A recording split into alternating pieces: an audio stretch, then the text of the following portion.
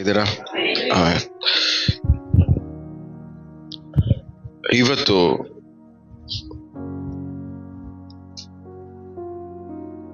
ಒಂದು ಇಂಪಾರ್ಟೆಂಟ್ ವಿಷಯವನ್ನ ತಿಳ್ಕೋಬೇಕು. ಏನಂದ್ರೆ, ದೇವರ ಸ್ವರವನ್ನ ಕೇಳುವುದು ಹೇಗೆ?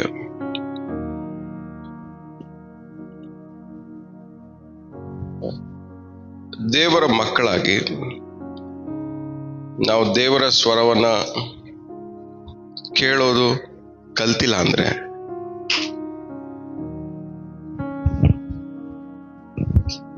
ದೇವರ ಜೊತೆ ಸಹವಾಸ ಮಾಡೋದನ್ನ ನಾವು ಅನುಭವಿಸಕ್ಕಾಗಲ್ಲ. ಸೊ ಒಂದು ವಿಶ್ವಾಸಿಗೆ ಮೊದಲನೇದಾಗಿ ಬೇಕಾಗಿರುವುದು ಏನಂದ್ರೆ ದೇವರ ಸ್ವರವನ್ನ ಕೇಳಿಸ್ಕೊಳ್ಳೋದು. ಪ್ರತಿ ಸಾರಿ ನಾವು ಪ್ರಕಟಣೆ ಪುಸ್ತಕನ ತಿರುಗಿಸಿದ್ರೆ ನಾವಲ್ಲಿ ಸ್ಟಾರ್ಟಿಂಗ್ ಅಲ್ಲಿ ಎಲ್ಲಾ ಕಡೆನೂ ಮೆನ್ಷನ್ ಆಗಿರೋದೇನು?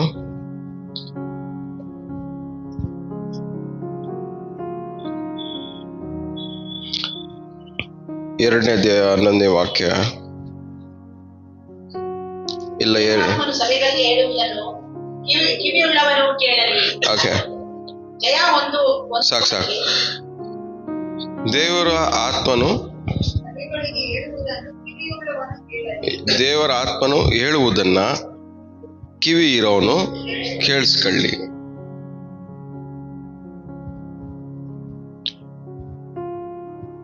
ಎಷ್ಟು ನಂಬ್ತಾ ಇದ್ದೀರಾ ನಿಮ್ಮ ಒಳಗಡೆ ದೇವರ ಆತ್ಮ ವಾಸ ಮಾಡ್ತಾ ಇದಾರ ಅಂತ? ನಂಬ್ತಾ ಇದ್ದೀರಾ? ನಂಬಿದ್ರೆ ಅವ್ರು ಮಾತಾಡ್ತಾರೆ ಅನ್ನೋದನ್ನು ನಂಬೇಕು. ಸೊ ನಿಮ್ಮ ಒಳಗಡೆ ಇರುವಂತ ದೇವರ ಆತ್ಮನು ನಿಮ್ಮೊಟ್ಟಿಗೆ ಏನ್ ಮಾಡ್ತಾರಂತೆ? ಮಾತಾಡ್ತಾರಂತೆ. ಅದ್ ಮಾತಾಡೋದನ್ನ ಏನ್ ಮಾಡ್ಬೇಕಂತೆ? ಕಿವಿ ಇರೋನು ಕೇಳಿಸ್ಕೋಬೇಕು. ದೇವರ ಆತ್ಮ ಮಾತಾಡೋದನ್ನ ಕಿವಿ ಇರೋನ್ ಮಾತ್ರನೇ ಕೇಳಿಸ್ಕೊಳಕ್ಕಾಗದು.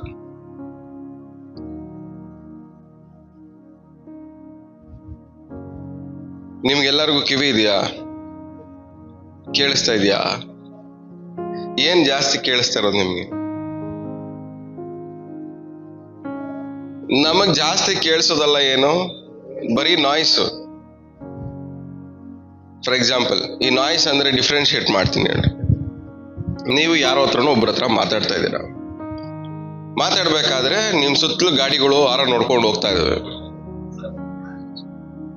ಇವ್ರು ಮಾತಾಡೋದು ಮಾತು ಇಂಪಾರ್ಟೆಂಟು, ಇದು ನಾಯ್ಸು ಡಿಸ್ಟರ್ಬೆನ್ಸ್. ಅದೇ ತರನೇ ದೇವ್ರು ಮಾತಾಡ್ಬೇಕಾದ್ರೆ ದೇವ್ರ ವಾಯ್ಸ್ ಇಂಪಾರ್ಟೆಂಟು, ಅದು ಸುತ್ತಲೂ ನಡೆಯೋದೆಲ್ಲಾನು ಡಿಸ್ಟರ್ಬೆನ್ಸ್. ಅಂದ್ರೆ ದೇವರ ಸ್ವರವನ್ನ ಕೇಳ್ದಿರಂಗೆ ನಮ್ ಸುತ್ತಲೂ ಇರೋ ವಿಷಯಗಳು ಏನ್ ಮಾಡ್ತದೆ? ಡಿಸ್ಟರ್ಬ್ ಮಾಡ್ತದೆ.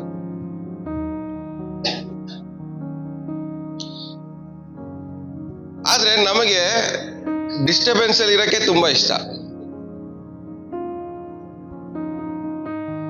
ಡಿಸ್ಟರ್ಬೆನ್ಸ್ ಅಂದ್ರೆ ಏನು? ಡೈವರ್ಟ್ ಮಾಡೋ ವಿಷಯಗಳು.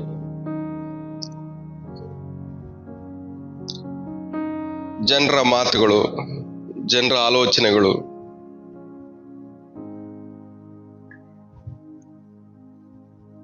ಆರ್ಗ್ಯುಮೆಂಟ್ಗಳು, ಅನಿಸಿಕೆಗಳು,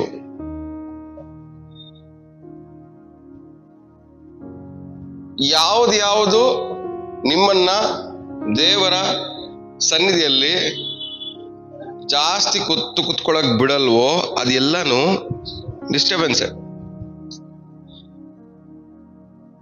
ಟಿವಿ ಸೌಂಡ್ ಆಗಿರ್ಬೋದು, ಇಲ್ಲ ಮೊಬೈಲ್ ಸೌಂಡ್ ಆಗಿರ್ಬೋದು, ಇಲ್ಲ ನಿಮ್ಮ ಮನೇಲಿರೋ ಕುಟುಂಬದವರು ಮಾತಾಡೋ ಸೌಂಡ್ಗಳಾಗಿರ್ಬೋದು. ದೇವರು ನಿಮ್ಮ ಹತ್ರ ಮಾತಾಡ್ಬೇಕನ್ನೋ ಒಂದು ಸಮಯದಲ್ಲಿ ಬೇರೆ ಏನ್ ಇದ್ರೂನು, ಏನ್ ಸೌಂಡ್ ಇದ್ರೂನು, ಬೇರೆ ಯಾರು ಏನ್ ಮಾತಾಡಿದ್ರು ಅದು ದೇವರ ಲೆಕ್ಕದಲ್ಲಿ ಡಿಸ್ಟರ್ಬೆನ್ಸ್. ಸೊ ಕಿವಿ ಇರೋನು ಏನ್ ಮಾಡ್ಬೇಕು? ಕೇಳಿಸ್ಕೋಬೇಕು. ಅಂದ್ರೆ ಅದರ್ಥ ಏನು? ಪ್ರತಿಯೊಂದು ವಿಶ್ವಾಸಿನು, ಅಂದ್ರೆ ಪ್ರತಿಯೊಂದು ಕಿವಿ ಇರೋ ವಿಶ್ವಾಸಿ ದೇವರ ಸ್ವರವನ್ನ ಕೇಳಿಸ್ಕೊಳ್ಳೇಬೇಕು. ಯೇಸು ಸ್ವಾಮಿ ಏನ್ ಹೇಳ್ತಾರೆ? ನನ್ನ ಕುರಿಗಳು ನನ್ನ ಸ್ವರಕ್ಕೆ ಏನ್ ಮಾಡ್ತವೆ? ಕಿವಿಗೊಡ್ತವೆ. ನೀವು ನಿಮ್ಮನ್ನ ಯಾವ ತರ ಬೆಳೆಸ್ಕೊತಾ ಇದ್ದೀರಾ? ನಿಮ್ಮ ಆತ್ಮಿಕ ಜೀವನವನ್ನ ಕುರಿಗಳ ತರ ಬೆಳೆಸ್ಕೊತಾ ಇದ್ದೀರಾ? ಅಂದ್ರೆ ಕುರಿಯ ಸ್ವಭಾವದಿಂದ ಬೆಳೆಸ್ಕೊಂತ ಇದ್ದೀರಾ, ಇಲ್ಲ ಮೇಕೆ ಸ್ವಭಾವದಿಂದ ಬೆಳೆಸ್ಕೊತಾ ಇದ್ದೀರಾ? ಏನಕ್ಕೆ ನನ್ನ ಕುರಿಗಳು ನನ್ನ ಸ್ವರವನ್ನ ಕೇಳ್ತವೆ ಅಂತ ಯೇಸು ಸ್ವಾಮಿ ಹೇಳಿದ್ರು? ಆ ಕುರಿಗೊಂದು ನೇಚರ್ ಇದೆ. ಏನಿದೆ ಹೇಳಿ? ನೇಚರ್. ಅದಕ್ಕೊಂದು ಸ್ವಭಾವ ಇದೆ. ಅದ್ರ ಸ್ವಭಾವ ಏನಂದ್ರೆ, ಬೇರೆ ಯಾರು ಕರೆದ್ರು ತಿರುಗಿ ನೋಡಲ್ಲ. ಬೇರೆ ಯಾರು ಕರೆದ್ರು ತಿರುಗಿ ನೋಡಲ್ಲ. ಬೇರೆ ಯಾರು ಕರೆದ್ರು ರಿಯಾಕ್ಟ್ ಮಾಡಲ್ಲ. ಬೇರೆ ಯಾರು ಕರೆದ್ರು ಅದನ್ನ ಮನಸ್ಸಿಗೆ ಹಾಕೊಳ್ಳಲ್ಲ. ಆದ್ರೆ ಕುರಿಯ ಕುರುಬ ಯಾರಿರ್ತಾರೆ, ಅವನ್ ಸ್ವರ ಮಾತ್ರನೇ ಕಿವಿಗೆ ಹಾಕೊಳ್ಳ. ಆದ್ರೆ ನಾವು, ನಮ್ಮ ಸ್ವಭಾವ ಏನು? ಎಲ್ಲಾರ್ಗೂ ಕಿವಿಗೆ ಹಾಕತ್ತೆ. ಆ ದೇವ್ರಿಗೆ ಒಬ್ರು ಎಲ್ಲ ಸ್ವರಗಳಿಗೂ ಎಲ್ಲ ನಿಮ್ಮನ್ನ ನೀವು ಹೆಂಗೆ ಬೆಳೆಸ್ಕೊಂತ ಇದ್ದೀರಾ ಅನ್ನೋದು ನೀವು ಕೇಳಿಸ್ಕೊಳ್ಳೋ ಎಬಿಲಿಟಿನ ಅನ್ಲಾಕ್ ಮಾಡುತ್ತೆ, ಓಪನ್ ಮಾಡುತ್ತೆ. ಏನಮ್ಮ? ನಿಮ್ಮನ್ನ ನೀವು ಹೆಂಗೆ ಬೆಳೆಸ್ಕೊಂತ ಇದ್ದೀರಾ ಅನ್ನೋದು ಏನ್ ಮಾಡುತ್ತೆ? ನೀವು ದೇವ್ರ ಸ್ವರವನ್ನ ಕೇಳಿಸ್ಕೊಳ್ಬೇಕಾ ಕೇಳಿಸ್ಕೋಬಾರ್ದ ಅನ್ನೋದು ನಿಮ್ಮನ್ನ ನೀವು ಬೆಳೆಸ್ಕೊಳ್ಳೋ ವಿಧಾನ ಡಿಸೈಡ್ ಮಾಡುತ್ತೆ.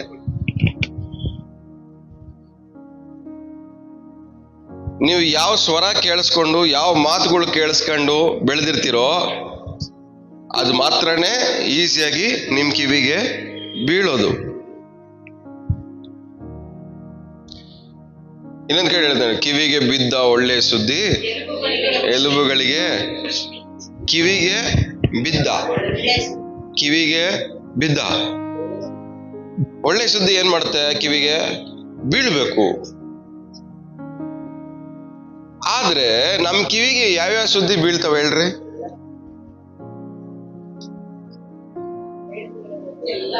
ನಿಮ್ಮ ಅಟ್ಮಾಸ್ಫಿಯರ್ ಎಲ್ಲಾನು ನಿಮ್ಮ ಜೀವನದ ಒಂದು ಜೀವನ ಶೈಲಿನೇ ಹೆಂಗಿದೆ ಅಂದ್ರೆ, ಎಲ್ಲಿ ಹೋದ್ರು ನಿಮ್ ಕಿವಿಗೆ ಯಾವ್ದು ಬೀಳ್ಬೇಕಂತ ಫಿಕ್ಸ್ ಮಾಡ್ಕೊಂಡಿದ್ದೀರಾ? ಬೇಡದಿರೋದೇ ಬೀಳ್ಬೇಕಂತ ನೀವೇನ್ ಮಾಡಿದೀರಾ? ಫಿಕ್ಸ್ ಮಾಡ್ಬಿಟ್ಟಿದ್ದೀರಾ ನಿಮ್ ಲೈಫ್ ಸ್ಟೈಲ್ ಅಲ್ಲಿ.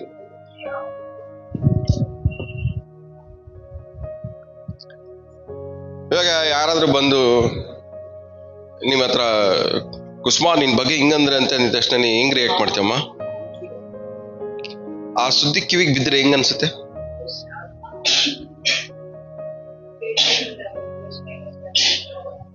ಇವಾಗ ನನಗೆ ಅದೇ ಯಾರನ್ನ ಹೇಳಿ, ಹೌದಾ ಹೇಳಿದ್ರಂತ, ಹೋಗಲಿ ಬಿಡಿ, ಚೆನ್ನಾಗಿರ್ಲಿ. ನಾವು ಯಾವ್ದನ್ನ ಅನುಭವಿಸ್ಬೇಕೋ ಅದನ್ನ ಮಾತ್ರನೇ ಕಿವಿ ಒಳಗಡೆ ಹಾಕೋಬೇಕು. ನಾವು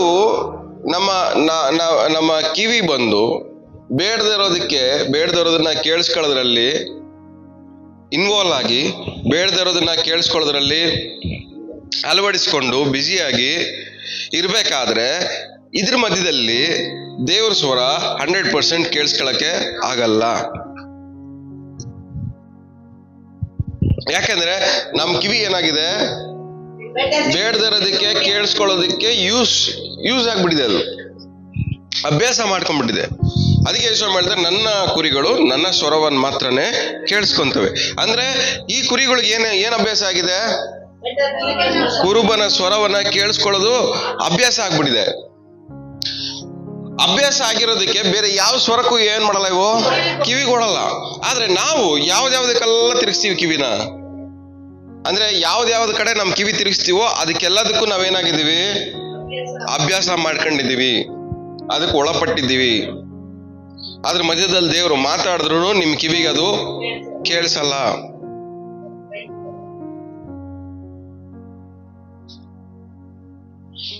ಫಾರ್ ಎಕ್ಸಾಂಪಲ್, ಯಾರ ನಿಮ್ಗೇನೋ ಮಾತಾಡ್ಬಿಟ್ರು, ಅವಮಾನ ಮಾಡ್ಬಿಟ್ರು, ಬೈದ್ಬಿಟ್ರು.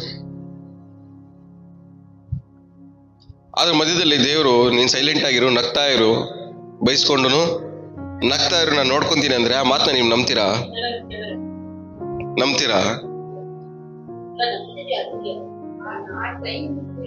ಆ ಟೈಮಲ್ಲಿ ಅದ್ರ ಮೇಲೆ ನಂಬಿಕೆ ಬರುತ್ತಾ?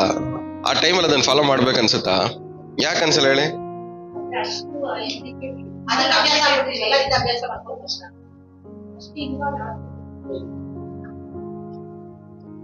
ದೇವ್ರು ಯಾವಾಗಲೂ ಉಲ್ಟಾನೇ ಹೇಳೋದು. ಮುಂದ್ಗಡೆ ಇರೋ ನಮ್ಗೆ ಅಳಿಸ್ಬೇಕು ಅನ್ಕೊಂತ ಇದ್ರೆ ದೇವ್ರ ಏನ್ ಹೇಳ್ತಾರೆ? ನೀನು ಅಳ್ಬೇಡ, ನಗು ಅಂತಾರೆ. ಮುಂದ್ಗಡೆ ಇರೋ ನಮ್ಮ ತಲೆ ಬಗ್ಗಿಸ್ಬೇಕಂದ್ರೆ ದೇವ್ರೇನ್ ಹೇಳ್ತಾರೆ? ನೀನ್ ತಲೆ ಎತ್ಕೊಂಡೇ ನಡಿ ಅಂತಾರೆ.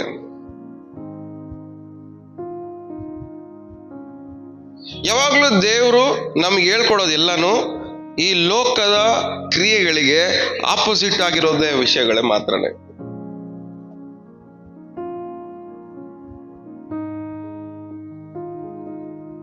ಲೋಕ ಹೇಳ್ಕೊಡುತ್ತೆ ವೈರಿಗಳನ್ನ ಏನ್ ಮಾಡ್ಬೇಕು? ಜಗಳ ಮಾಡಿ ಅವಮಾನ ಪಡಿಸ್ಬೇಕಂತ.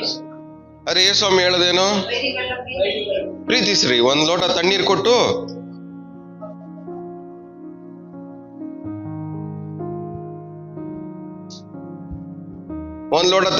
ಸಮಾಧಾನ ಪಡಿಸ್ರಿ, ಅವ್ರಿಗೆ ಹಂಗನ್ಸುತ್ತೆ, ಕೆಂಡ ಹಾಕ್ದಂಗ ಆಗುತ್ತೆ. ಸೊ ದೇವರು ಕ್ರಿಯೆ ಮಾಡೋ ವಿಧಾನ ಬೇರೆ, ದೇವರು ಯುದ್ಧ ಮಾಡೋ ವಿಧಾನ ಬೇರೆ. ದೇವರು ನಮಗೋಸ್ಕರವಾಗಿ ನಮ್ಮ ಪಕ್ಷದಲ್ಲಿ ನಿಂತ್ಕೊಂಡು ಕ್ರಿಯೆ ಮಾಡುವಂತ ವಿಧಾನಗಳು ಬೇರೆ. ನೀವು ದೇವರ ಸ್ವರವನ್ನ ಕೇಳಿಸ್ಕೊಳ್ಳದೆ ಇರೋದಕ್ಕೋಸ್ಕರವಾಗಿ ದೇವರು ಮಾಡೋ ಕ್ರಿಯೆನ ನಿಮ್ ಕೈಯಲ್ಲಿ ಅರ್ಥ ಮಾಡ್ಕೊಳಕ್ಕೆ ಆಗ್ತಾ ಇಲ್ಲ.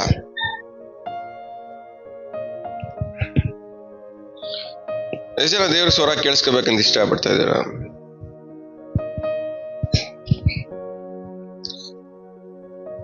ಫಸ್ಟ್ ವ್ಯಕ್ತಿ ದೇವ್ರ ಸ್ವರ ಕೇಳಿದವನು ಯಾರು? ಆದಾಮ. ದೇವ್ರ ಸ್ವರ ಕೇಳಿಸ್ಕೊಂಡು ಬೆಳೆದಿದೆ ಹಿಂಗೆ. ದೇವ್ರ ಸ್ವರ ಕೇಳಿಸ್ಕೊಂಡು ಅದೇ ತಪ್ಪು ಮಾಡಿದ್ಮೇಲೆ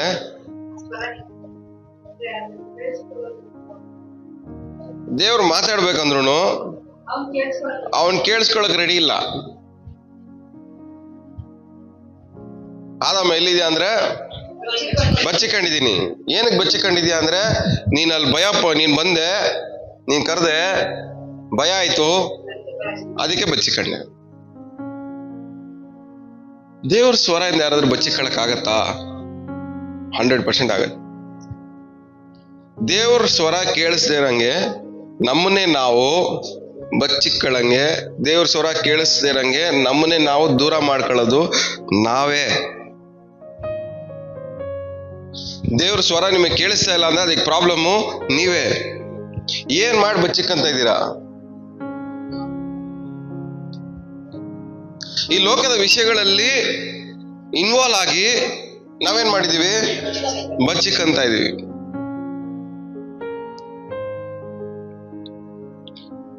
ಸೊ ಯಾರು ಬಚ್ಚಿಡ್ಕೊಂತಾರೋ ಅವ್ರು ಆಲ್ರೆಡಿ ಮೆಂಟಲಿ ಫಿಕ್ಸ್ ಆಗಿದ್ದಾರೆ, ನಾನು ಇವ್ರ ಸ್ವರವನ್ನ ಕೇಳಿಸ್ಕೋಬಾರ್ದು.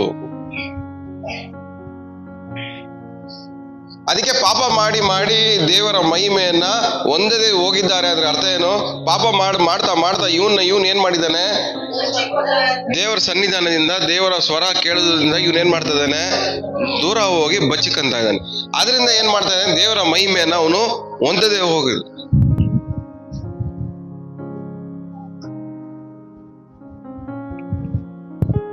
ಆದ್ರೆ ದೇವರ ಮಕ್ಕಳಾಗಿರೋ ನಾವು ದೇವರ ಸ್ವರವನ್ನ ಕೇಳಿಸ್ಕೊಳ್ಳುವಂತ ಎಬಿಲಿಟಿ, ಸಾಮರ್ಥ್ಯ ನಮಗಿದೆ. ಆದ್ರೆ ಇದು ಯೇಸು ನಾಮದಲ್ಲಿ ಕೇಳಿಸ್ಕೋ ಹಂಗ ಬರಲ್ಲ. ಇದೆಲ್ಲ ಹೆಂಗ್ ಬರುತ್ತೆ? ಇದು ಪ್ರಾಕ್ಟೀಸ್ ಮಾಡಿದ್ರೆ ಮಾತ್ರನೇ ಬರೋದು. ಇದೆಲ್ಲ ಹೆಂಗೆ? ಪ್ರಾಕ್ಟೀಸ್, ಅಭ್ಯಾಸ.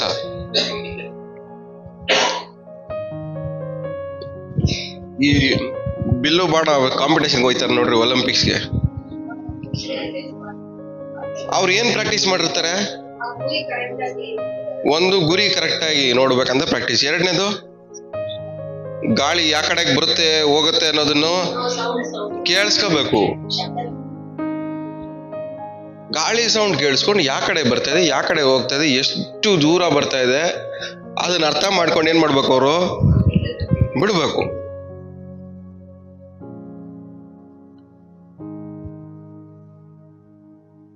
ಯಾವುದನ್ನ ಪ್ರಾಕ್ಟೀಸ್ ಮಾಡ್ತಿರೋ ಅದ್ರಲ್ಲಿ ಜಯ ಕಾಣ್ತೀರ. ಸೊ ದೇವ್ರ ಸ್ವರವನ್ನ ಕೇಳಿಸ್ಕೊಳ್ಳೋದು ಓವರ್ ನೈಟ್ ಅಲ್ಲಿ ಆಗುವ ವಿಷಯ ಅಲ್ಲ. ಅದು ಏನ್ ಮಾಡ್ಬೇಕು? ನಾವು ಪ್ರಾಕ್ಟೀಸ್ ಮಾಡ್ಬೇಕು.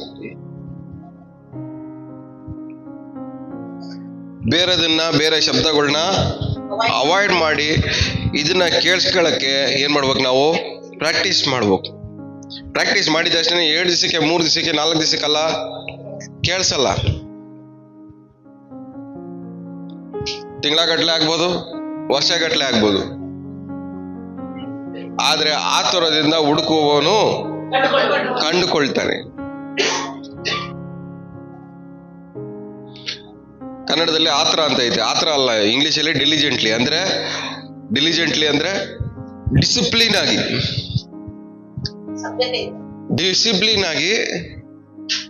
ಡಿಸಿಪ್ಲಿನ್ ಇಂದ ಮಾಡಿದ ಕೆಲಸವನ್ನ ಮತ್ತೆ ಫೇತ್ಫುಲಿ ಅಂದ್ರೆ ಕನ್ನಡದಲ್ಲಿ ಏನಂತ? ಫೇತ್ಫುಲಿಗೆ ನಂಬಿಗಸ್ತನಾಗಿ ಮಾಡಿದ ಕೆಲಸವನ್ನ ನಂಬಿಗಸ್ತನಾಗಿ ಡಿಲಿಜೆಂಟ್ಲಿ ಮತ್ತೆ ಮತ್ತೆ ಮತ್ತೆ ಅದನ್ನೇ ಮಾಡ್ಬೇಕಾದ್ರೆ ಅವಾಗ ಮಾತ್ರನೇ ಒಂದ್ ವ್ಯಕ್ತಿ ದೇವರನ್ನ ಕಂಡುಕೊಳ್ಳಕ್ಕಾಗೋದು. ಆತರ ಅಲ್ಲ, ಅದು ಆ ಪದ ರಾಂಗ್ ಇದೆ.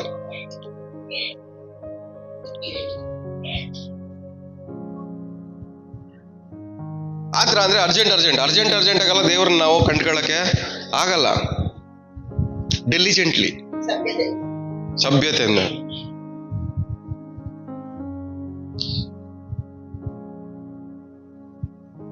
ಆಸಕ್ತಿಯಿಂದ, ನಂಬಿಗಸ್ತರಾಗಿ,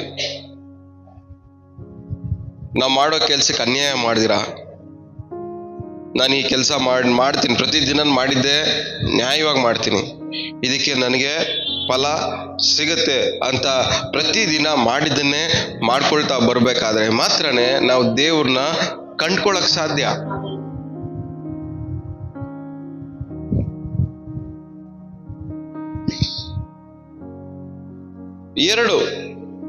ಎರಡು ರೀತಿಯಾಗಿ ನಾವು ದೇವರ ಸ್ವರವನ್ನ ಕೇಳಿಸ್ಕೋಬಹುದು.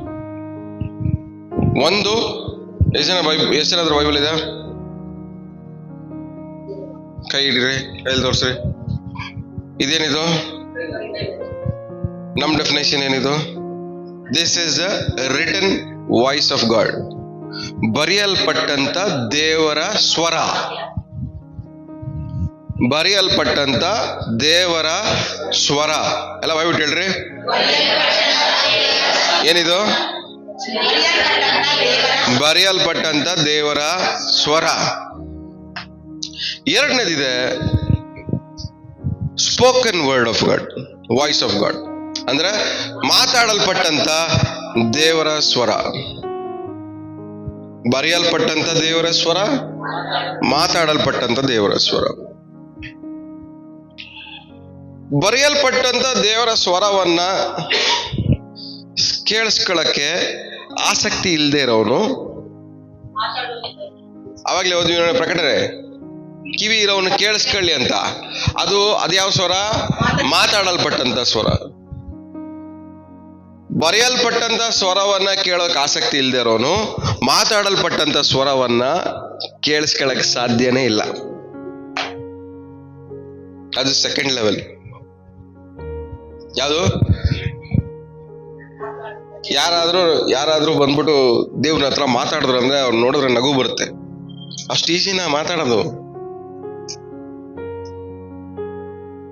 ದೇವ್ರು ಒಂದು ವ್ಯಕ್ತಿ ಜೊತೆ ಮಾತಾಡೋದು ಅಷ್ಟು ಈಸಿ ಆಗ್ಬಿಟ್ರೆ ಆ ವ್ಯಕ್ತಿ ಎಲ್ಲಿರ್ಬೇಕಾಗಿತ್ತು? ಎಲ್ಲೋ ಇದ್ಬಿಡ್ಬೇಕಾಗಿತ್ತು. ಒಂದ್ ಅರ್ಥ ಮಾಡ್ಕೊಳ್ಳಿ, ದೇವ್ರು ನಿಮ್ಮ ಹತ್ರ ಮಾತಾಡಕ್ ಸ್ಟಾರ್ಟ್ ಮಾಡಿದ್ರೆ ನಿಮ್ಗೆ ಮನುಷ್ಯರ ಜೊತೆ ಬೆರೆಯಕ್ಕೆ ಇಷ್ಟ ಬರಲ್ಲ. ನನ್ಗೆ ಏನಕ್ಕೆ ಮನುಷ್ಯರ ಜೊತೆ ಬೆರೆಯಕ್ಕೆ ಇಷ್ಟ ಆಗ್ತಿಲ್ಲ ಅಂದ್ರೆ ಅದಕ್ಕೇನೆ ಮೇನ್ ಇಂಪಾರ್ಟೆಂಟ್. ದೇವರು ನಿಮ್ಮ ಹತ್ರ ಮಾತಾಡ್ತಾವ್ರೆ ಅಂತ ನೀವು ಬಾಯ್ಬಿಟ್ಟು ನೀವು ಹೇಳಿದ್ರೆ ನಿಮ್ಮ ಒಳಗಡೆ ಬರ್ಬೇಕಾಗಿರೋ ಫಸ್ಟ್ ಕ್ರಿಯೆ ಏನಂದ್ರೆ ಮನುಷ್ಯರ ಜೊತೆ ಮಾಡೋ ಸಹವಾಸ ನಿಮ್ಗೆ ಅಸಹ್ಯ ಆಗ್ಬೇಕು. ಮನುಷ್ಯರ ಜೊತೆ ಸಹವಾಸ ಮಾಡಕ್ಕೆ ಇಷ್ಟ ಆಗಲ್ಲ. ಮನುಷ್ಯರು ಮಾತಾಡೋ ಮಾತುಗಳು ಇಷ್ಟ ಆಗಲ್ಲ. ಮನುಷ್ಯರು ಕೊಡೋ ಆಲೋಚನೆಗಳು ಇಷ್ಟ ಆಗಲ್ಲ.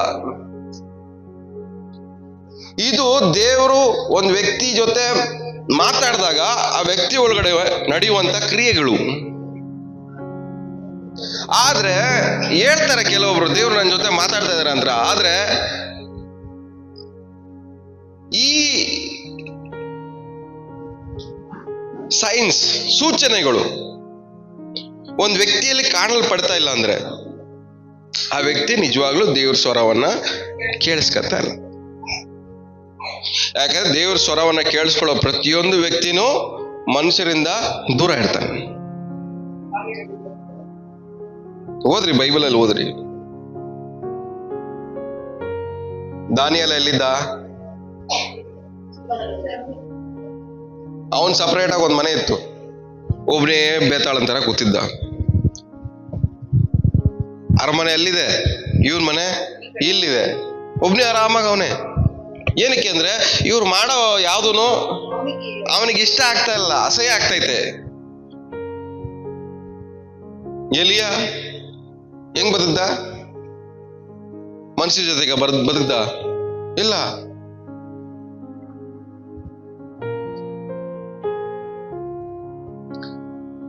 ಎರಡು ವಿಷಯ ನಡೀತದೆ. ದೇವರು ಒಂದು ಮನುಷ್ಯನ ಜೊತೆ ಮಾತಾಡಿದ್ರೆ ಇವನು ಮನುಷ್ಯರನ್ನ ಬಿಟ್ಟು ಹೋಯ್ತಾನೆ, ಇಲ್ಲ ಮನುಷ್ಯರೇ ಇವನ್ನ ಬಿಟ್ಟು ಹೋಯ್ತಾರೆ. ಎರಡೂ ನಡೆದಿಲ್ಲ ಅಂದ್ರೆ ನಿಜವಾಗ್ಲೂ ದೇವ್ರ ಜೊತೆ ಮಾತಾಡ್ತಾ ಇದಾರೆ ಇಲ್ವಾ ಅನ್ನೋದನ್ನ ನೀವು ಕ್ವೆಶ್ಚನ್ ಮಾಡ್ಕೋಬೇಕು. ಮನುಷ್ಯರ ಮೇಲಾಗ್ಲಿ, ಮನುಷ್ಯರು ಮಾಡೋ ಕ್ರಿಯೆಗಳಾಗ್ಲಿ, ಅವ್ರು ಮಾಡೋ ಆಲೋಚನೆಗಳ ಮೇಲೆ ನಿಮಗೆ ಅಸಹ್ಯ ಬಂದಿಲ್ಲ ಅಂದ್ರೆ ನಿಜವಾಗ್ಲೂ ದೇವ್ರು ನಿಮ್ ಜೊತೆ ಇನ್ನೂ ಮಾತಾಡ್ತಾ ಇಲ್ಲ.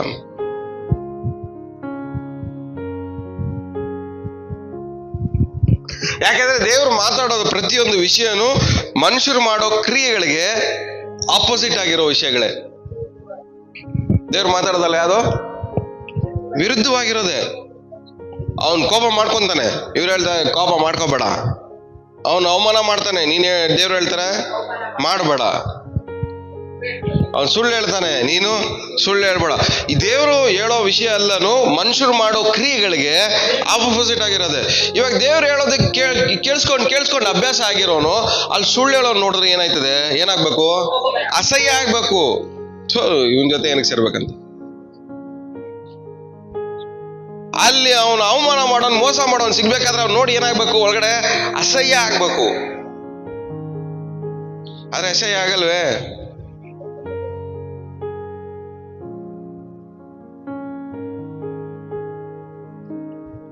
ಇಂಥವ್ರ ಜೊತೆಯಲ್ಲಿ ದೇವ್ರು ಮಾತಾಡಕ್ ಆಗತ್ತಾ? ಯಾಕಂದ್ರೆ ಅವ್ರು ಆಲ್ರೆಡಿ ಡಿಸ್ಟರ್ಬೆನ್ಸ್ ಅಲ್ಲಿ ಇದ್ದಾರೆ. ಬೇರೆ ಸ್ವರಗಳನ್ನ ಕೇಳಿ ಏನ್ ಮಾಡ್ಕೊಂಡಿದ್ದಾರೆ? ಅವರು ಅಭ್ಯಾಸ ಮಾಡ್ಕೊಂಡ್ಬಿಟ್ಟಿದ್ದಾರೆ.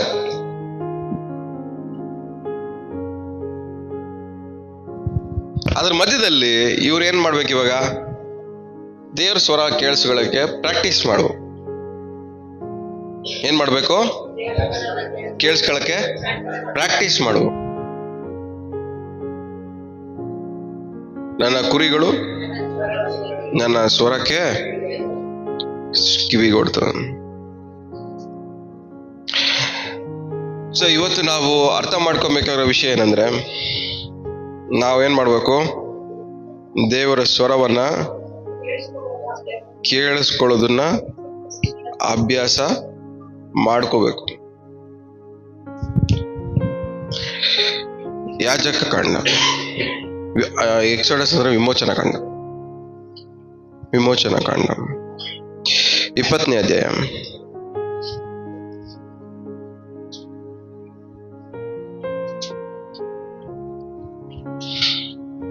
ವಿಮೋಚನಾ ಕಾಂಡ 20ನೇ ಅಧ್ಯಾಯ 19ನೇ ವಾಕ್ಯ. ನೀನೇ ನಮ್ಮ ಸಂಗಡ ಮಾತಾಡು, ನಾವು ಕೇಳುವುದನ್ನು ನೀವೇ ಕಮ್ಮಿ ಮಾಡಿಸು. ಮಾತಾಡು, ಹೇಳಿ. ನೀನೇ ನಮ್ಮ ಸಂಗಡ ಮಾತಾಡು, ನಾವು ಕೇಳುವೆವು. ದೇವರು ನಮ್ಮ ಸಂಗಡ ಮಾತಾಡಿದರೆ ನಾವು ಸತ್ತೇವು ಎಂದು ಹೇಳಿದರು. ಸಾಕು. ಏನ್ ಹೇಳ್ತಾರದಿಲ್ಲಿ? ಎಷ್ಟನಿಗೆ ಅರ್ಥ ಆಯ್ತಾ ವಾಕ್ಯ? ನೀನ್ ಮಾತ್ರನೇ ನಮ್ ಸಂಗಡ ಮಾತಾಡು. ಆದ್ರೆ ದೇವ್ರು ನಮ್ ಸಂಗಡ ಏನ್ ಮಾಡ್ಬಾರ್ದು? ಮಾತಾಡ್ಬಾರ್ದು. ಮಾತಾಡಿದ್ರೆ ನಾವೇನ್ ಮಾಡ್ತೀವಿ? ಸತ್ತೋಗ್ತೀವಿ. ಯಾಕೆಂದ್ರೆ ದೇವ್ರು ಮಾತಾಡೋದಲ್ಲ. ಏನ್ ಹೇಳ್ರೆ? ನಿಮ್ಗೆ ಇಷ್ಟ ಇಲ್ದಿರೋದೆ. ನಿಮಗೆ ಏನ್ ಬೇಕು ಅನ್ಕೊಂತೀರೋ ಅದನ್ನೇ ದೇವ್ರ ಏನ್ ಹೇಳ್ತಾರೆ? ಬೇಡ ಅಂತಾರೆ. ಅವಾಗ ಒಳಗಡೆ ಹೆಂಗ್ ಅನ್ಸುತ್ತೆ ನಿಮಗೆ? ಸಾಯ ತರನೇ ಅನ್ಸುತ್ತೆ.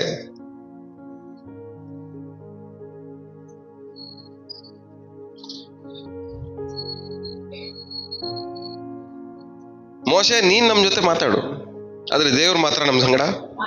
ಹಿಂಗ್ ಯಾರು ಹೇಳ್ತಾರೆ?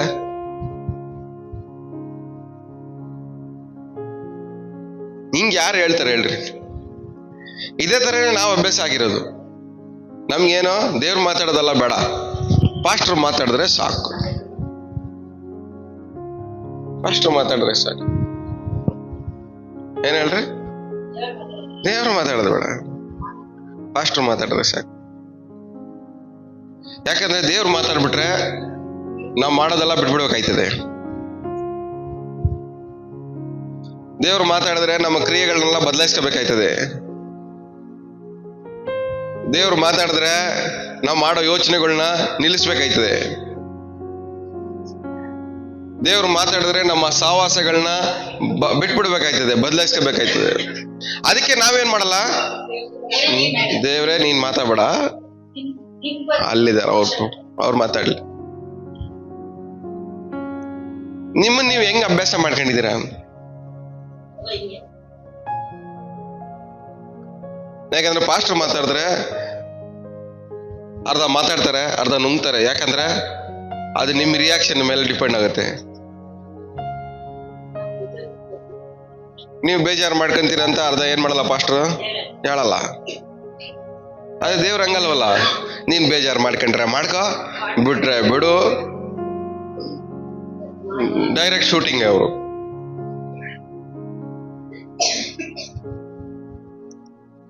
ದೇವ್ರ ಸ್ವರ ಕೇಳಿಸ್ಕೊಂಡಿದೀನಿ ಅಂತ ಹೇಳಿರೋ ವ್ಯಕ್ತಿ ಬದಲಾಗಿಲ್ಲ ಅಂದ್ರೆ ಅವನ್ ಕೇಳಿರೋದು ದೇವ್ರದಲ್ಲ, ಬೇರೆ ಯಾವ್ದೋ.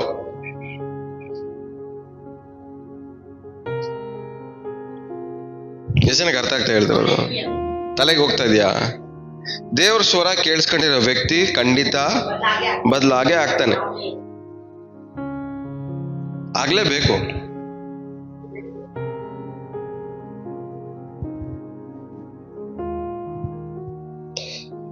ಹದಿನೈದನೇ ಅಧ್ಯಾಯ ವಿಮೋಚನಾ ಕಾಂಡ 15ನೇ ಅಧ್ಯಾಯ 26ನೇ ವಾಕ್ಯ.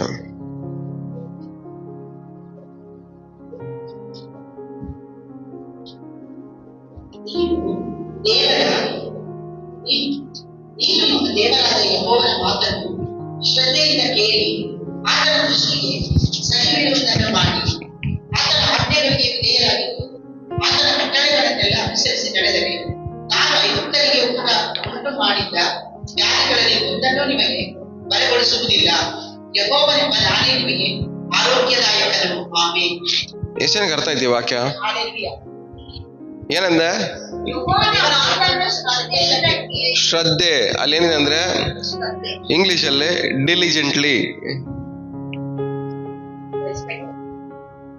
ಶ್ರದ್ಧೆ. ಶ್ರದ್ಧೆ ಅಂದ್ರೆ 1 ನಿಮಿಷದಲ್ಲ. ಏನ್ ಹೇಳ್ತಾ ಇದೀಯ? ಹಂಗಲ್ಲ. ಇದು ಹೆಂಗಿರ್ಬೇಕಂದ್ರೆ ನೀನ್ ಕೇಳೋಸ್ಕೊಳ್ಳೋ ಹೇಳೋವರ್ಗುನು, ನೀನ್ ಹೇಳೋದನ್ನ ನನ್ ಕಿವಿಯಲ್ಲಿ ಬೀಳೋವರ್ಗುನು ನನ್ ಕಿವಿ ಏನ್ ಮಾಡ್ತಾ ಇರ್ತದೆ? ಹಿಂಗೆ ಓಪನ್ ಅಲ್ಲೇ ಇರುತ್ತೆ. ಇದೇ ಶ್ರದ್ಧೆ,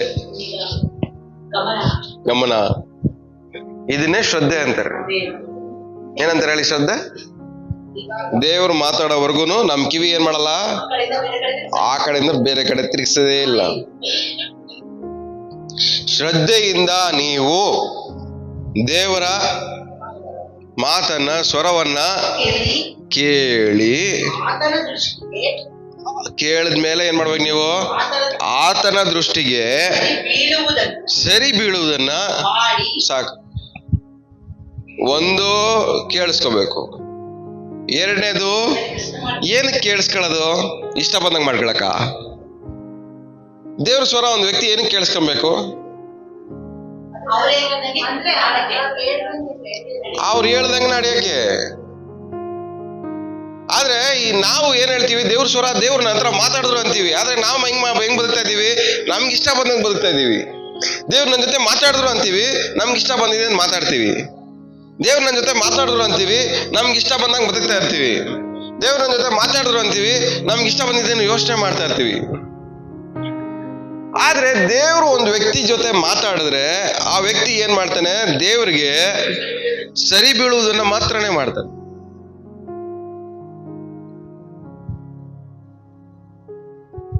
ಹೆಸರಿಗೆ ಅರ್ಥ ಆಗ್ತದೆ? ಇನ್ನ ಹೋಗೋಣ, ಆಳವಾಗಿ ಹೋಗೋಣ.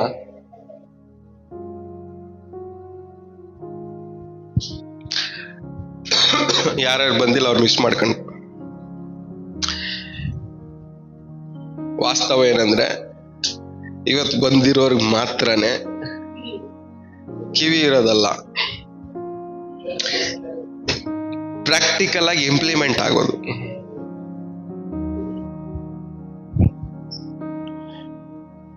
ಬರ್ದೇ ಇರೋರು ಯೂಟ್ಯೂಬ್ ಅಲ್ಲಿ ನೋಡ್ಕೊಂಡ್ರೆ ನಾಲೆಡ್ಜ್ ಸಿಗುತ್ತೆ ಅಷ್ಟೇ, ಎಕ್ಸ್ಪೀರಿಯನ್ಸ್ ಸಿಗಲ್ಲ. ಪ್ರಾಕ್ಟಿಕಲ್ ಸಿಗಲ್ಲ. ಕೇಳಿಸ್ಕೋಬಹುದು, ನಾಲೆಡ್ಜ್ ಸಿಗತ್ತೆ. ಆದ್ರೆ ಇಲ್ಲಿ ನಾವು ವಾಕ್ಯ ಕೇಳ್ಬೇಕಾದ್ರೆ ಈ ವಾಕ್ಯಕ್ಕೆ ತಕ್ಕಂತೆ ನಮ್ಮಲ್ಲಿ ಕ್ರಿಯೆ ದೇವ್ರು ಮಾಡ್ತಾ ಇದಾರಲ್ಲ, ಈ ಕ್ರಿಯೆ ಅಲ್ಲಿ ಸಿಕ್ಕಲ್ಲ.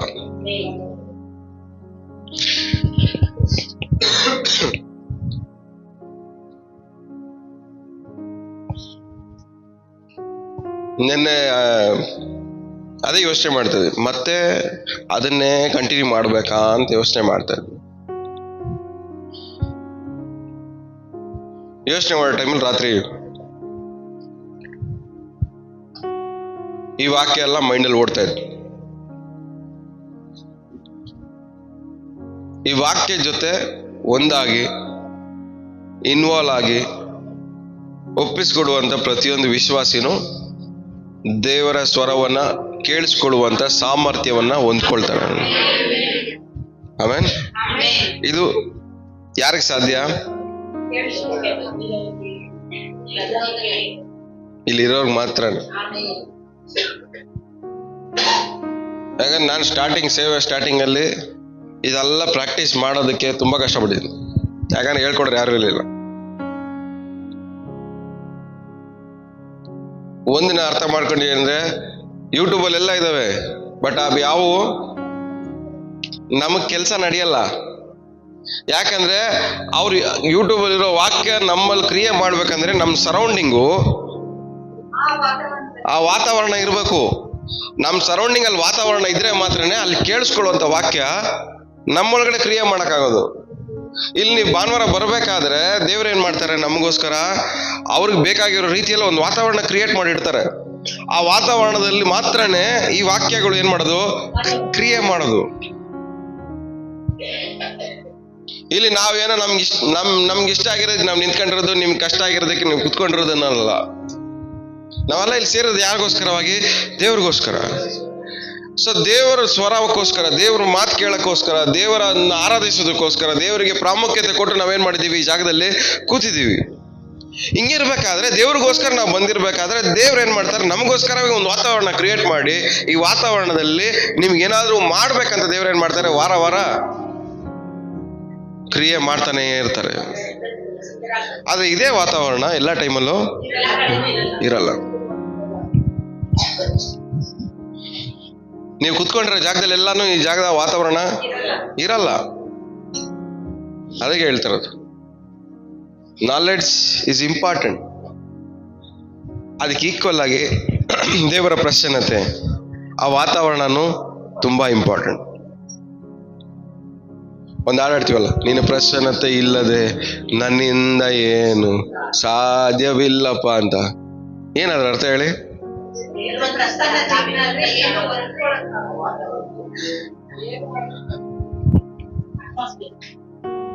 ಮೋಶೆಗೆ ದೇವರೇನು ಹೇಳಿದ್ರು? ನನ್ನ ಪ್ರಸನ್ನತೆ, my presence will go with you.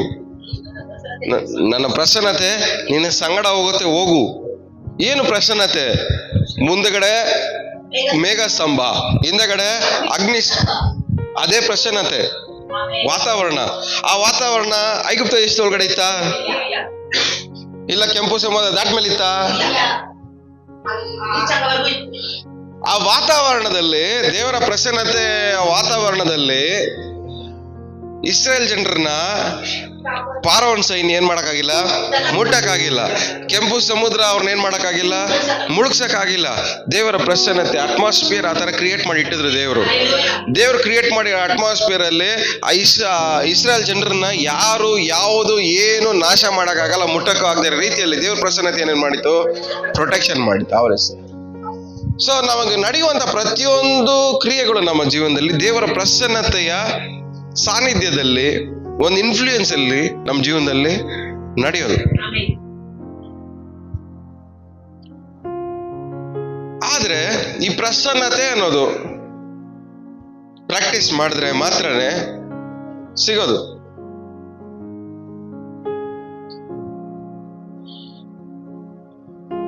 So ಒಂದು ಬರೆಯಲ್ಪಟ್ಟಂತ ದೇವರ ಸ್ವರ, ಇನ್ನೊಂದು ಮಾತಾಡಲ್ಪಟ್ಟಂತ ದೇವರ ಸ್ವರ. ಬರೆಯಲ್ಪಟ್ಟಂತ ದೇವರ ಸ್ವರಕ್ಕೆ ವಾಕ್ಯ ಅಂದ್ರೇನು? ಮಾತು. ಇನ್ಮೇಲಿಂದ ನಾವು ಬೈಬಲ್ ಏನಂತ ಕರೆಯೋಣ? ಮಾತಾಡಲ್ಪಟ್ಟಂತ ದೇವರ ಸ್ವರ. Bible is the voice of god. Bible ಅಂದ್ರೆ ಏನು? ದೇವರ ಸ್ವರ. ಸೊ ಮಾತಾಡಲ್ಪಟ್ಟಂತ ದೇವರ ಸ್ವರವನ್ನ ಕೇಳಿಸ್ಕೊಳ್ಳಕ್ಕೆ ನಿಮ್ಗೆ ಪೇಷನ್ಸ್ ಇಲ್ಲ. ಇನ್ನು ನಿಮ್ಮನ್ನು ಹುಡ್ಕೊಂಬಂದು ದೇವರು ಪ್ರತ್ಯಕ್ಷವಾಗಿ, ಮಗಳಿ ನಾನು ನಿನಗೋಸ್ಕರ ಬಂದಿದ್ದೇನೆ, ಏನ್ ವರ ಬೇಕು ಕೇಳ್ಕೊ ಅಂತಾರ?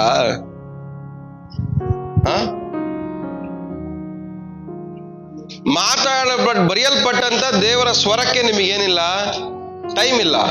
ಬರೆಯಲ್ಪಟ್ಟಂತ ದೇವರ ಸ್ವರಕ್ಕೇನೆ ಪೇಷನ್ಸ್ ಇಲ್ಲ ಕೇಳಿಸ್ಕೊಳಕ್ಕೆ. ಬರೆಯಲ್ಪಟ್ಟಂತ ದೇವರ ಸ್ವರವನ್ನ ಕುತ್ಕೊಂಡು ಓದಿರೋದು ನಿಮ್ ಕಿವಿಗೆ ಕೇಳಿಸ್ಕೊಳ್ಳೋ ತರ ಓದಕ್ಕೂ ನಿಮ್ಗೇನಿಲ್ಲ, ಪೇಷನ್ಸ್ ಇಲ್ಲ.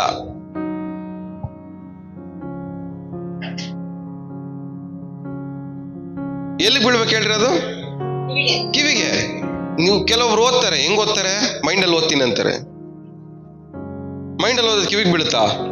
ಮೈಂಡಲ್ಲಿ ಓದೋದು ಒಳಗೆ ಹೋಗುತ್ತೆ, ಕಿವಿಗೆ ಬೀಳಲ್ಲ.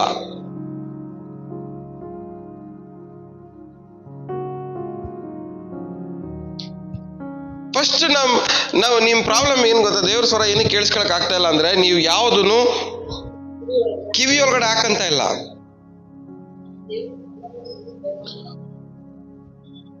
ಕೇಳಿದ್ರೆ ಒಳಗಡೆಯಿಂದ ಧ್ಯಾನ ಮಾಡ್ತಾ ಇದೀನಿ ಅಂತೀರಾ, ಮನ್ಸಲ್ಲಿ ಪ್ರೇಯರ್ ಮಾಡ್ತಾ ಇದೀನಿ ಅಂತೀರಾ.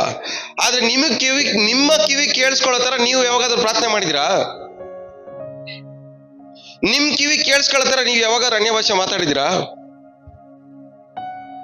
ನಿಮ್ ಕಿವಿ ಕೇಳಿಸ್ಕೊಳ್ಳೋ ತರ ನೀವು ಬೈಬಲ್ ಓದಿದಿರಾ? ಅದನ್ನ ಹೆಂಗ್ ಮಾಡ್ಬೇಕು? ಆಸಕ್ತಿಯಿಂದ. ಅವಾಗ್ಲೇ ಒಂದು ವಾಕ್ಯ ಓದುವಲ್ಲ, ಏನದು? ಆಸಕ್ತಿಯಿಂದ, ಶ್ರದ್ಧೆಯಿಂದ.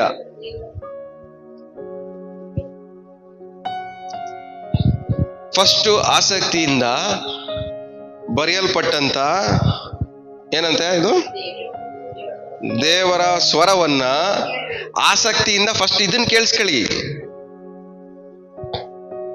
ಫಸ್ಟ್ ಇದು ಇಲ್ಲಿಂದ ಓದ್ಬೇಕಾದ್ರೆ ಇದೇನ್ ಮಾಡ್ಬೇಕು? ಕೇಳಿಸ್ಕೋಬೇಕು ಫಸ್ಟ್.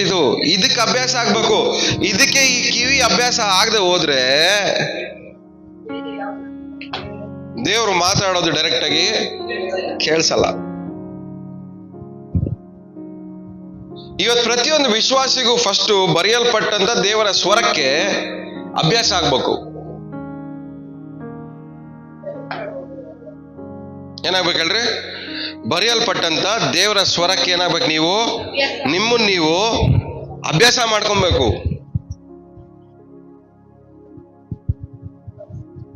ಇದನ್ನ ಕೇಳಿಸ್ಕೊಳಕ್ ನಿಮ್ಗೆ ಅಭ್ಯಾಸ ಆಗದೆ ಹೋದ್ರೆ ಬೇರೆ ದೇವ್ರು ಮಾತಾಡೋದು ಯಾವ್ದನ್ನು ಆ ಟೈಮ್ಗೆ ನಿಮ್ಗೆ ಕೇಳಿಸ್ಕೊಳಕ್ ಆಗಲ್ಲ.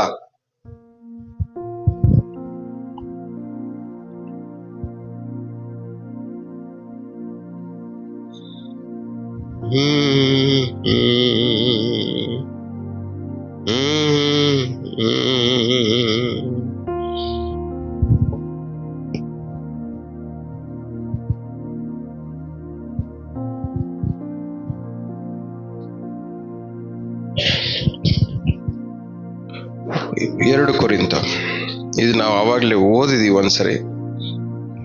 ಇದಕ್ಕೆ ಬೇಕಾಗಿರೋದ್ರಿಂದ ಮತ್ತೆ ಇನ್ನೊಂದ್ಸರಿ 2 ಕೊರಿಂಥ 10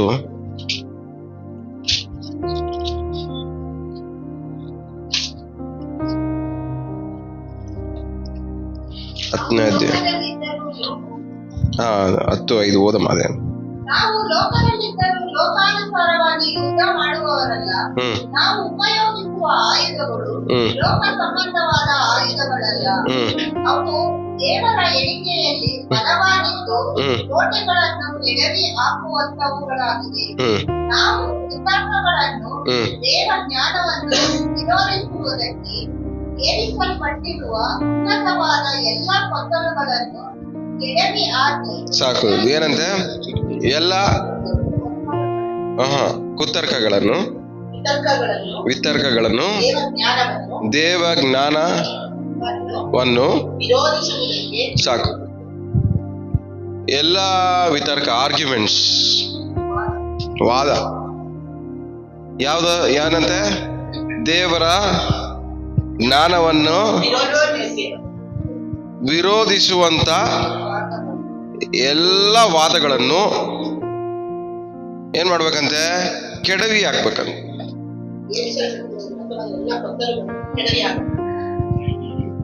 ದೇವರ ಜ್ಞಾನ ಏನ್ ಹೇಳ್ರಿ? ಎಷ್ಟಂತ ಬೈಬಲ್ ಇದೆ? ಇದೇನಿದು? ಜ್ಞಾನ. ಇದನ್ನ ಓದ್ರೆ ಏನ್ ಸಿಗತ್ತೆ ನಿಮ್ಗೆ? ದೇವರು ಮಾತಾಡಿರೋ ಮಾತೇನೆ ಜ್ಞಾನ. ದೇವ್ರ ಹತ್ರ ಪೂರ್ತಿ ಜ್ಞಾನ ಇದೆ. ದೇವರು ಬರೆದಿರುವಂತ ಈ ಬರೆಯಲ್ಪಟ್ಟಂತ ಪ್ರತಿಯೊಂದು ಮಾತಲ್ಲೂ ಏನಿದೆ? ದೇವರ ಜ್ಞಾನ ಏನಾಗಿದೆ? ಅಡಕವಾಗಿದೆ. ಜ್ಞಾನೋಕ್ತಿಗಳು ಓದಿ ಅನ್ನೋದು ಹೇಳ್ರಿ? ಜ್ಞಾನ ಇದೆ. ಯಾಕೆ ಜ್ಞಾನೋಕ್ತಿಯಲ್ಲಿ ಮಾತ್ರನೇ ಜ್ಞಾನ ಇರೋದಾ? ಜ್ಞಾನೋಕ್ತಿಯಲ್ಲಿ ಸಾಲಮೋನ್ ಜ್ಞಾನ ಐತೆ, ಮಿಕ್ಕಿದ ಎಲ್ಲದರಲ್ಲೂ ದೇವ್ರ ಜ್ಞಾನ ಐತೆ. ಎಷ್ಟು ಜನಕ್ಕೆ ಅರ್ಥ ಆಗ್ತಾ ಹೇಳುದು? ಜ್ಞಾನೋಕ್ತಿಯಲ್ಲಿ ಯಾರು ಬರ್ದಿರೋ ಜ್ಞಾನ ಇದೆ? ಸಾಲಮೋನ್ ಜ್ಞಾನ ಐತೆ. ಮಿಕ್ಕಿದ್ರಲ್ಲೆಲ್ಲ ಬರ್ದಿರೋದು ಯಾರು? ಬೈಬಲ್ ಅಲ್ಲ, ದೇವರ ಆತ್ಮನಿಂದ ಪ್ರೇರಿತವಾಗಿ ಬರೆಯಲ್ಪಟ್ಟಂತ ವಾಕ್ಯಗಳು. ಅಂದ್ರೆ ಅದರಲ್ಲಿ ಏನಿದೆ? ದೇವರ ಜ್ಞಾನ ಅಡಕವಾಗಿದೆ. ಸೊ ಈ ದೇವರ ಜ್ಞಾನಕ್ಕೆ ವಿರೋಧವಾಗಿ ಏರಿಸಲ್ಪಟ್ಟಿರುವಂತ ಎಲ್ಲವನ್ನ ನೀವೇನ್ ಮಾಡ್ಬೇಕು? ಕೆಡಬೇಕು. ಅಂದ್ರೆ ಈ ದೇವರ ಜ್ಞಾನವನ್ನ ಕೇಳಿಸ್ಕೊಳ್ದ ರೀತಿಯಲ್ಲಿ ಯಾವುದ್ಯಾವ್ದನ್ನ ತಗೊಂಡಾಗ ಏನ್ ಮಾಡಿದಿರ? ನೀವು ಮೇಲೆ ಏರ್ಸಿಟ್ಟಿದ್ದೀರ. ಏನ್ ಮಾಡಿದಿರ ನೀವು? ಇದನ್ನ ಕೇಳಿಸ್ಕೊಳ್ದ ರೀತಿಯಲ್ಲಿ ನಿಮ್ ಸುತ್ತಲೂ ಏನ್ ಮಾಡಿದಿರಾ? ಕೋಟೆ ಕಟ್ಕೊಂಡು ಬೇಡದಿರೋದಲ್ಲೆಲ್ಲ ಏರ್ಸ್ಕೊಂಡು ತಲೆ ಮೇಲೆ ಇಟ್ಕೊಂಡು ಎತ್ಕೊಂಡು ತಲೆ ಮೇಲೆ ಹಾಕೊಂಡು ಮೆರವಣಿಗೆ ಮಾಡ್ತಾ ಇದ್ದೀರ.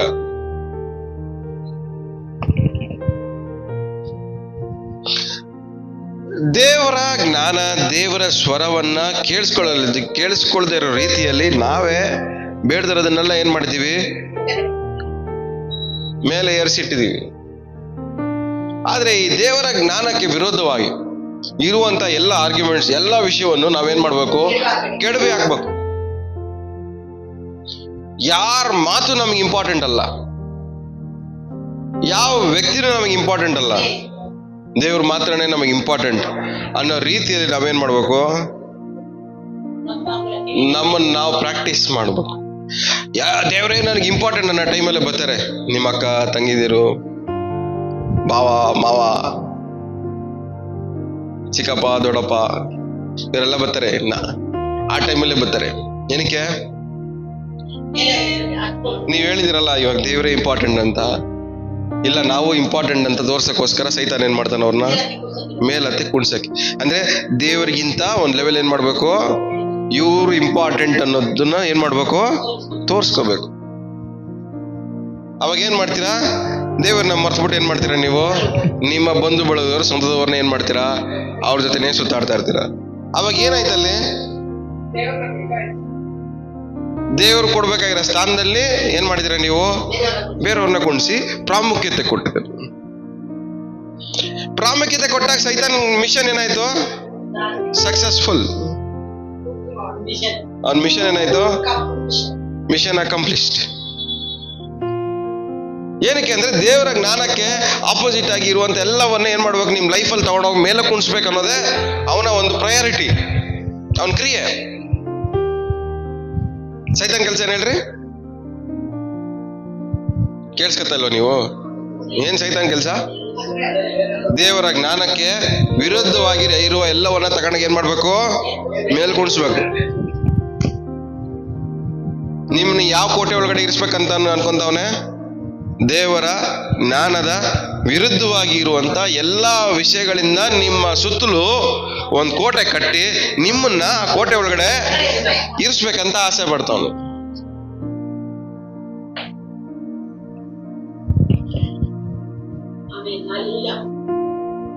ಪಕ್ಕದಲ್ಲಿ ಮುಖ ನೋಡ್ಕೊಂಡು ಹೇಳ್ರಿ, ಯಾವ ತರ ಕೋಟೆ ಕಟ್ಕೊಂಡಿದ್ದೀರಿ ನಿಮ್ ಸುತ್ತಲೂ ಅಂತ.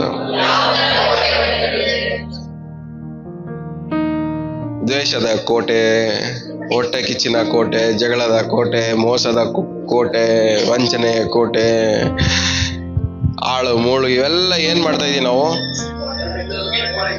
ಕೋಟೆ ಕಟ್ಕೊಂಡ್ಬಿಟ್ಟಿದೀವಿ. ಸೈತಾನ ನೀವು ಕಟ್ಕೊಂಡಿದ ತಕ್ಷಣ ಸೈತಾನ್ಗೇನು ಖುಷಿ. ಈ ಕೋಟೆಯಿಂದ ಅವನು ಏನ್ ಮಾಡಲ್ಲ, ಈಚೆ ಬರಲ್ಲ.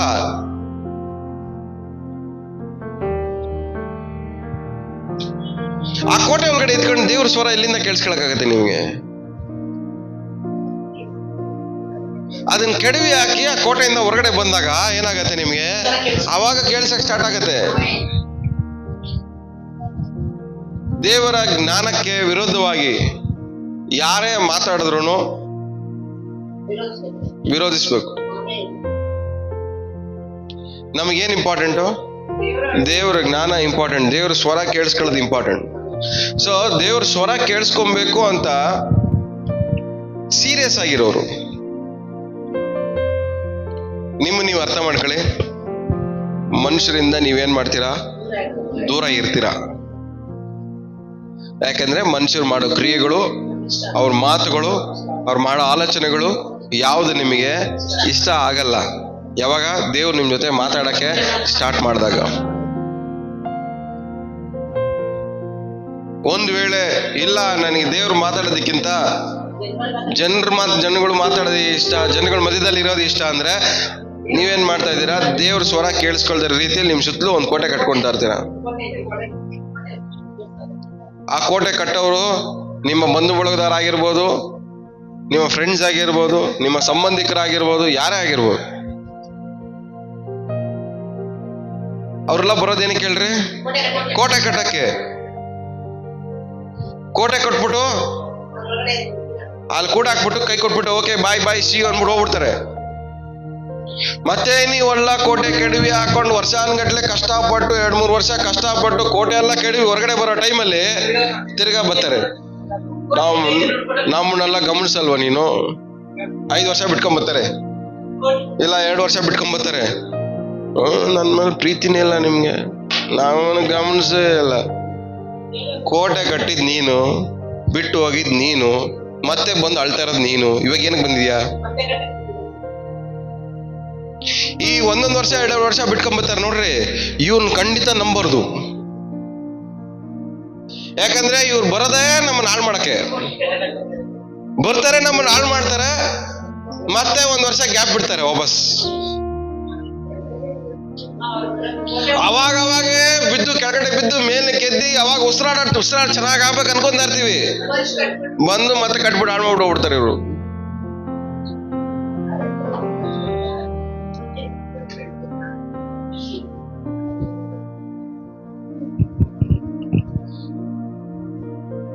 ನೀವು ಯಾವ ಸ್ವರಗಳಿಗೆ, ಯಾವ ವಾಯ್ಸ್ಗೆ ಅಭ್ಯಾಸ ಆಗಿರ್ತೀರೋ ಅವ್ರ ಮೂಲಕನೇ ನಿಮಗೆ ಸೈತಾನ್ ಕೋಟೆ ಕಟ್ಟೋದು. ಯಾವ ವಾಯ್ಸ್ಗೆ ನೀವು ಅಡಿಕ್ಟ್ ಆಗಿರ್ತೀರೋ ಆ ವಾಯ್ಸ್ ಮೂಲಕನೇ ನಿಮಗೆ ಸೈತಾನ್ ಏನ್ ಮಾಡ್ತಾನೆ? ಕೋಟೆ ಕಟ್ಟ. ಅವನ್ನ ಇಟ್ಕೊಂಡ್ರೆ ಇಲ್ಲ ಅವ್ರನ್ನ ಇಟ್ಕೊಂಡ್ರೆ ನಿಮ್ಮನ್ನ ಇಟ್ಕೊಳ್ಳೋದು ಸೈತಾನ್ಗೆ ಈಸಿ. ಅವ್ನು ಇಟ್ಕೊಂಡ್ಬಿಟ್ರೆ ಸಾಕು. ಯಾಕಂದ್ರೆ ಅವ್ನು ಹೇಳೋದಲ್ಲ ನೀವು ಕೇಳಿಸ್ಕೊಂತೀರಲ್ವಾ, ಅದಕ್ಕೇನ್ ಮಾಡ್ತಾನೆ ಸೈತಾನ್? ಏನ್ ಮಾಡ್ತಾನೆ? ಅವ್ನು ಇಟ್ಕೊಂಡ್ಬಿಡ್ತಾನೆ. ಅವನ ಮೂಲಕವಾಗಿ ನಿಮ್ಮ ಮಾತಲ್ಲೇ ಏನ್ ಮಾಡ್ತಾ ಇರ್ತಾನೆ? ನಿಮ್ ಸುತ್ತಲೂ ಒಂದು ಕೋಟೆ ಕಟ್ತಾ ಇರ್ತಾನೆ. ಯಾಕಂದ್ರೆ ನಿಮಗೆ ದೇವ್ರ ಸ್ವರ ಕೇಳಿಸ್ಕೊಳ್ಳೋ ಅಭ್ಯಾಸ ಇಲ್ವೇ? ದೇವ್ರ ಸ್ವರ ಕೇಳಿಸ್ಕೊಳಕ್ ಬದಲಾಗಿ ನಿಮ್ಗೆ ಯಾರ ಸ್ವರ ಕೇಳಿಸ್ಕೊಳಕ್ ಇಷ್ಟ? ಜನರದ್ದು ಜನರ ಸ್ವರ ಕೇಳಿಸ್ಕೊಳಕ್ ಇಷ್ಟ. ಸೊ ಇವಾಗ ಸೈತಾನ್ ಏನ್ ಮಾಡ್ತಾನೆ? ಇವನ್ ಹೆಂಗೋ ದೇವ್ರ ಸ್ವರ ಕೇಳಿಸ್ಕೊಳ್ಳಲ್ಲ, ಇವನ್ಗೆ ಕೋಟೆ ಕಟ್ಟೋದು ತುಂಬಾ ಈಸಿ, ಅವನ್ನ ಇಟ್ಕೊಂಡ್ಬಿಟ್ರೆ ಸಾಕು, ಇವನ್ಗೆ ಈಸಿಯಾಗಿ ಕಟ್ಬಿಡ್ಬೋದು. ನಿಮ್ ಜೀವನ ಹಾಳಾಗ್ತಿರೋದೆ ದೇವ್ರ ಸ್ವರ ಕೇಳಿಸ್ಕೊಳ್ಳದೆ ಇರೋದ್ರಿಂದ. ದೇವ್ರ ಹೇಳೋದನ್ನ ಕೇಳಿಸ್ಕೊಂಡಿದ್ರೆ ಇಷ್ಟು ಅನುಭವಿಸ್ಬೇಕಾಗಿರೋ ಅವಶ್ಯಕತೆ ನಮಗೆ ಇರಲಿಲ್ಲ. ಯಾರು ಇಂಪಾರ್ಟೆಂಟ್ ನಿಮ್ಗೆ? ಒಬ್ರೊಬ್ರು ಮುಖ ನೋಡ್ಕೊಂಡು ಹೇಳ್ರಿ, ದೇವ್ರು ಇಂಪಾರ್ಟೆಂಟಾ ಅಂತ ಕೇಳ್ರಿ ಅವ್ರಿಗೆ. ನಾನು ಮುಖ ನೋಡಿದ್ರೆ ಹಂಗೆ ಅಂತ ನಿಜ ಹೇಳ್ತಾ ಇದ್ದೀನಿ ಅಂತ ಅನಿಸ್ತಾ ಇದೆಯಾ ಅಂತ ಕೇಳ್ರಿ.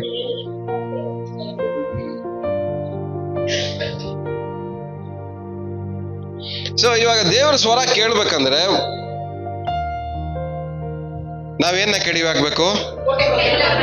ದೇವರ ಜ್ಞಾನಕ್ಕೆ ವಿರುದ್ಧವಾಗಿ ಇರುವಂತ ಎಲ್ಲದನ್ನು ಎಲ್ಲ ಕಡಿಮೆ ಆಗ್ಬೇಕು. ಸೊ ಎಲ್ಲದು ಏನಾಗ್ಬೇಕು ಹೇಳ್ರಿ?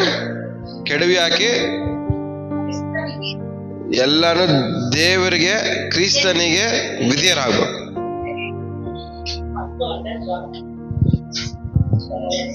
ಆವಾಗ ಮಾತ್ರನೇ ದೇವ್ರು ಮಾತಾಡೋದು ಅದ್ರ ಮೇಲೆ ಇನ್ಫ್ಲೂಯೆನ್ಸ್ ಆಗುತ್ತೆ. ಅದ್ರ ಮೇಲೆ ಏನಾಗುತ್ತೆ ಹೇಳ್ರಿ?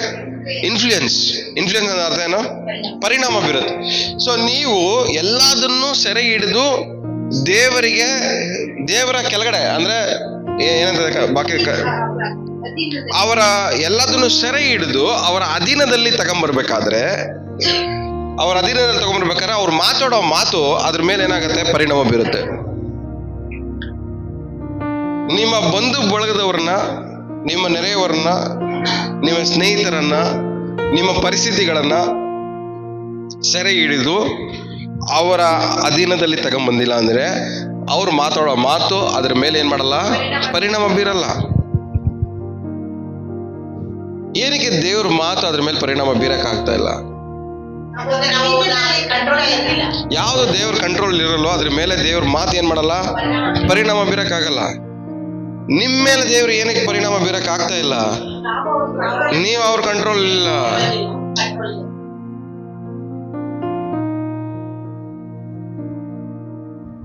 ಚೆನ್ನಾಗಿ ಅರ್ಥ ಆಗ್ತಾ ಹೇಳ್ತಾರದು, ತಲೆಗೆ ಹೋಗ್ತಾ ಇದೆಯಾ? ನಿಮ್ ಮೇಲಾಗ್ಲಿ, ನಿಮ್ಮ ಕುಟುಂಬದ ಮೇಲಾಗ್ಲಿ, ನೀವು ಮಾಡೋ ಕೆಲಸಗಳ ಮೇಲಾಗ್ಲಿ ದೇವರ ಮಾತು ಪರಿಣಾಮ ಬೀರ್ಬೇಕಂದ್ರೆ ನೀವು ಅವ್ರ ಕಂಟ್ರೋಲ್ ಇರ್ಬೇಕು. ನಿಮ್ಮ ಸುತ್ತಲ ಇರೋದೆಲ್ಲದನ್ನು ಅದನ್ನ ಇದ್ ಮಾಡ್ಕೊಂಡು ದೇವರಿಗೆ ಏನ್ ಮಾಡ್ಬೇಕು? ನೀವು ಸೆರೆ ಹಿಡಿದು ದೇವರಿಗೆ ಒಳಪಡಿಸ್ಬೇಕು ಅದನ್ನು. ಇನ್ನೊಂದ್ ಕಡೆ ದೇವ್ರ ವಾಕ್ಯ ಹೇಳುತ್ತೆ, ದೇವರಿಗೆ ಒಳಪಡ್ರಿ, ವರ್ಡ್ ಬೈ ವರ್ಡ್ ದೇವರಿಗೆ ಒಳಪಡ್ರಿ. ಅಂದ್ರೆ ಏನ್ ಮಾಡ್ಬೇಕು?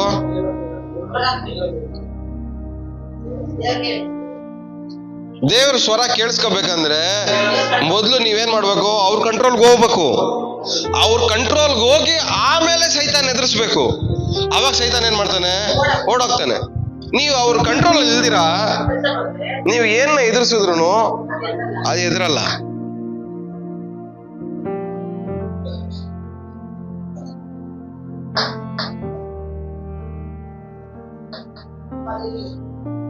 ಇವಾಗ ಸೈತಾನ್ ಕಟ್ಟಿರುವಂತ ಎಲ್ಲಾ ಕೋಟೆ ಕೊತ್ತಲಗಳು ಕೆಡವಿ ಹಾಕ್ಬೇಕಂದ್ರೆ ನೀವೇನ್ ಮಾಡ್ಬೇಕು? ಫಸ್ಟ್ ದೇವ್ರಿಗೆ ಒಳಪಟ್ಟು ಅದನ್ನೇನ್ ಮಾಡ್ಬೇಕು? ಕೆಡವಿ ಹಾಕಿ ಅದನ್ನೆಲ್ಲ ತಗೊಂಬಂದು ಸೆರೆ ಹಿಡಿದು ದೇವ್ರಿಗೆ ಏನ್ ಮಾಡ್ಬೇಕು? ನೀವು ಒಳಪಡಿಸ್ಬೇಕು. ಈ ಬಂಧು ಬಳಗದವ್ರು ಇರೋದ್ರಿಂದನೇ ಹಿಂಗ ಆಗ್ತೈತೆ. ತಗೊಂಬಂದು ದೇವ್ರಿಗೆ ಒಳಪಡಿಸ್ಬಿಟ್ರಿ. ದೇವ್ರೆ, ಈ ಬಂಧು ಬಳಗದವ್ರು ನಾನು ತುಂಬಾ ಡಿಸ್ಟರ್ಬ್ ಮಾಡ್ತಾರೆ, ನಿನಗೆ ಒಳಪಡಿಸ್ತಾ ಇದ್ದೀನಿ, ಅವ್ನ ನೀನ್ ನೋಡ್ಕೋ ಅಂತ ಹೇಳ್ಬಿಟ್ಟು, ದೇವ್ರಿ ನನ್ ಬಂಧು ಬಳಗದವ್ರು ಇಲ್ಲ ಅಂದ್ರೆ ನನ್ನ ಕೈಲಿ ಬದುಕಕ್ಕಾಗಲ್ಲ ಅಂದ್ರೆ ದೇವ್ರು ಅದ್ರ ಮೇಲೆ ಪರಿಣಾಮ ಬೀರಕ್ಕಾಗಲ್ಲ. ಒಂದು ಈ ಕಡೆ ಇರು, ಇಲ್ಲ ಆ ಕಡೆ ಇರು. ಯಾರ ಮೂಲಕ ನೀವು ತೊಂದರೆ ಅನುಭವಿಸ್ತಾ ಇದ್ರೋ ಅವ್ರನ್ನ ಸರಿಪಡಿಸಕ್ಕೆ ದೇವ್ರ ಕೈಲಿ ಆಗತ್ತೆ. ಆದ್ರೆ ಈ ಕೋಟೆ ಕೊತ್ತಲಗಳಿದೆ ನೋಡ್ರಿ, ಅಂದ್ರೆ ಅವ್ರಿಗೂ ನಮಗೂ ಒಂದು ಬಿಲ್ಡಿಂಗ್ ಕಟ್ಕೊಂಡಿದೀವಿ ನೋಡ್ರಿ ಸೇರ್ಕೊಂಡು. ಆ ಬಿಲ್ಡಿಂಗ್ ಎಮೋಷನ್ಸ್. ಏನ್ ಹೇಳ್ರಿ? ಎಮೋಷನ್ಸ್. ಬೈತಾ ಇರ್ತಾರೆ, ಅವಮಾನ ಪಡ್ತಾ ಇರ್ತಾರೆ, ಆದ್ರೂ ನಾವೇನ್ ಮಾಡ್ತಾ ಇದೀವಿ? ಸಹಿಸ್ಕೊಂಡು ನಮ್ಮವರೇ ಅಲ್ವಾ, ಬೈಲಿ ಬಿಡು, ನಮ್ಮವರೇ ಅಲ್ಲ, ಅವಮಾನ ಮಾಡ್ಲಿ. ಏನಕ್ಕೆ ಅದನ್ನ ಸಹಿಸ್ಕೊಂತ ಇದೀವಿ? ಎಮೋಷನ್ಸ್. ಜನರು ಅವ್ರು ಮಾಡೋ ಅವಮಾನ ಏನಕ್ಕೆ ಸಹಿಸ್ಕೊಂತ ಇದೀವಿ? ಅವ್ರು ಮಾಡೋ ಬೈಯೋ ಮಾತುಗಳನ್ನ ಯಾಕೆ ಕಿವಿಯಲ್ಲಿ ಕೇಳಿಸ್ಕೊಂಡು ಅಲ್ಲಿ ಕಚ್ಕೊಂಡಿದೀವಿ? ಏನಕ್ಕೆ? ಎಮೋಷನ್ಸ್. ಆ ಎಮೋಷನ್ಸ್ ಮೂಲೆಗೆ ಇಟ್ಬಿಟ್ಟು ದೇವ್ರೆ ನೀನ್ ನೋಡ್ಕೊ ಅಂದ್ರೆ ಅದು ಯಾವಾಗ್ಲೂ ಬಿಡುಗಡೆ ಆಗಿರೋದು. ಆ ಎಮೋಷನ್ಸ್ ಮೂಲೆಗೆ ಹಿಡ್ದಿರಾ ನೀವೇನ್ ಮಾಡ್ತಾ ಇದ್ದೀರಾ?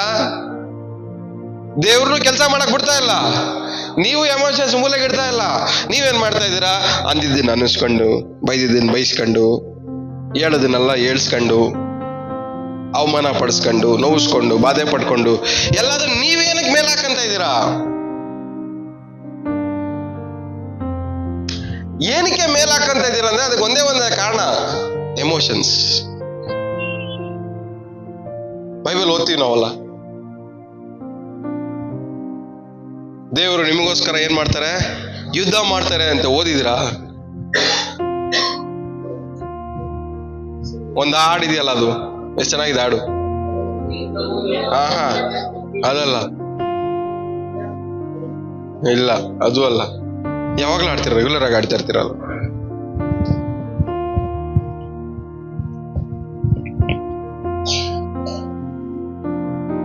ಸರಿ, ಮನೆಗೆ ಹೋಗಿ ಜ್ಞಾಪಕ ಮಾಡ್ಕೊಳ್ಳಿ.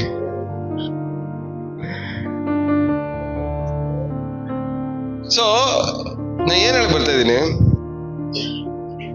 ನೀವು ಸಫರ್ ಆಗ್ತಾ ಇರೋದಕ್ಕೆ, ದೇವರು ಬಿಡುಗಡೆ ಕೊಡದೇ ಇರೋದಕ್ಕೆ ಕಾರಣನೇ ನೀವೇ. ಆ ಎಮೋಷನ್ಸ್, ನೀವು ಅದನ್ನ ಸಹಿಸ್ಕೊಳ್ತಾ ಇರೋದಕ್ಕೆ ಕಾರಣನೇ ಎಮೋಷನ್ಸ್. ಈ ಎಮೋಷನ್ಸೇ ಬೇಡ ಸ್ವಾಮಿ, ಯೇಸುವೆ ನನಗೆ ಇವರಿಂದ ನನಗೆ ಬಿಡುಗಡೆ ಕೊಡು ಅಂತ ಎಮೋಷನ್ಸ್ ಮೂಲೆಗಿಟ್ಟು ದೇವ್ರಿಗೆ ಅದನ್ನ ಸಮರ್ಪಣೆ ಮಾಡ್ರಿ. ಅದಕ್ಕೆ ನಿಮ್ಗೆ ಬಿಡುಗಡೆ ಕೊಟ್ಟಿಲ್ಲ ಅಂದ್ರೆ ಆಮೇಲೆ ಬಂದು ಕೇಳ್ರಿ. ಏನಕ್ಕೆ ಅಂದ್ರೆ ಒಂದು ಸಾಫ್ಟ್ವೇರ್ ಒಳಗಡೆ ಎಮೋಷನ್ಸ್, ಅವನ್ನ ಬಿಟ್ಕೊಡಕ್ಕೂ ಇಷ್ಟ ಇಲ್ಲ, ಸಹಿಸ್ಕೊಳ್ಳಕ್ಕೂ ಇಷ್ಟ ಇಲ್ಲ. ಅದೇ ಹೇಳ್ತಿರೋದು, ದೇವ್ರು ನಿಮ್ ಜೊತೆ ಮಾತಾಡಕ್ ಸ್ಟಾರ್ಟ್ ಮಾಡಿದ್ರೆ ಮನುಷ್ಯರು ಮಾಡೋ ಕ್ರಿಯೆಗಳು ನಿಮಗೆ ಅಸಹ್ಯ ಆಗುತ್ತೆ. ಮನುಷ್ಯರು ಮಾತಾಡೋ ಮಾತುಗಳು ನಿಮ್ಗೆ ಏನಾಗುತ್ತೆ? ಅಸಹ್ಯ ಆಗಕ್ಕೆ ಸ್ಟಾರ್ಟ್ ಆಗುತ್ತೆ.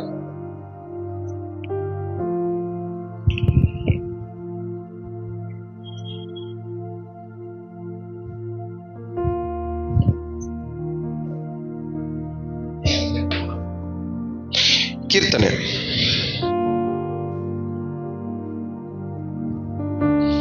143:7.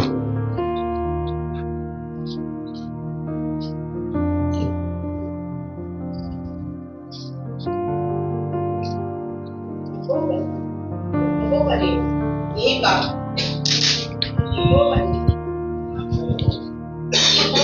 ಬೇಗನೆ ಸದುತ್ತರವನ್ನು ದಯಪಾಲಿಸು. ನನ್ನ ಆತ್ಮವು ಕುಂದಿ ಹೋಗಿದೆ. ನೀನು ವಿಮುಖನಾದರೆ ಸಮಾಧಿಯಲ್ಲಿ ಸೇರಿದವನಿಗೆ ನಾನು ಸಮಾನನಾಗಿರುವೆನು. ಏನತ್ತೆ? ಯೆಹೋವನೇ, ಬೇಗ ಸದುತ್ತರವನ್ನು ಯೆಹೋವನೇ ಬೇಗ, ಇಲ್ಲ ಅಂದ್ರೆ ನನ್ನ ಲೈಫ್ ಹೆಂಗಾಗ್ತದೆ, ಹಾಳಾಗೋಗಿ ನನ್ನ ಲೈಫ್ ಏನಾಯ್ತು, ನಾಶನವಾಗಿ ಸಮಾಧಿಗೆ ಸೇರ್ಕೊಳ್ಳಿ. ದೇವರೇ, ನನ್ನ ಸ್ವರ ಕೇಳಿಸ್ಕೊ, ನನ್ನ ಮಾತು ಕೇಳು, ನನ್ನ ಪ್ರಾರ್ಥನೆನ ಕೇಳು. ಈ ಕಡೆ ದೇವ್ರ ಮಾತು ಕೇಳೋದು ನಾವು ಇಂಪಾರ್ಟೆಂಟು, ಆ ಕಡೆ ನಮ್ಮ ಮಾತು ದೇವ್ರು ಕೇಳಿಸ್ಕೊಳ್ಳೋದನ್ನು ಈಕ್ವಲಿ ಇಂಪಾರ್ಟೆಂಟು.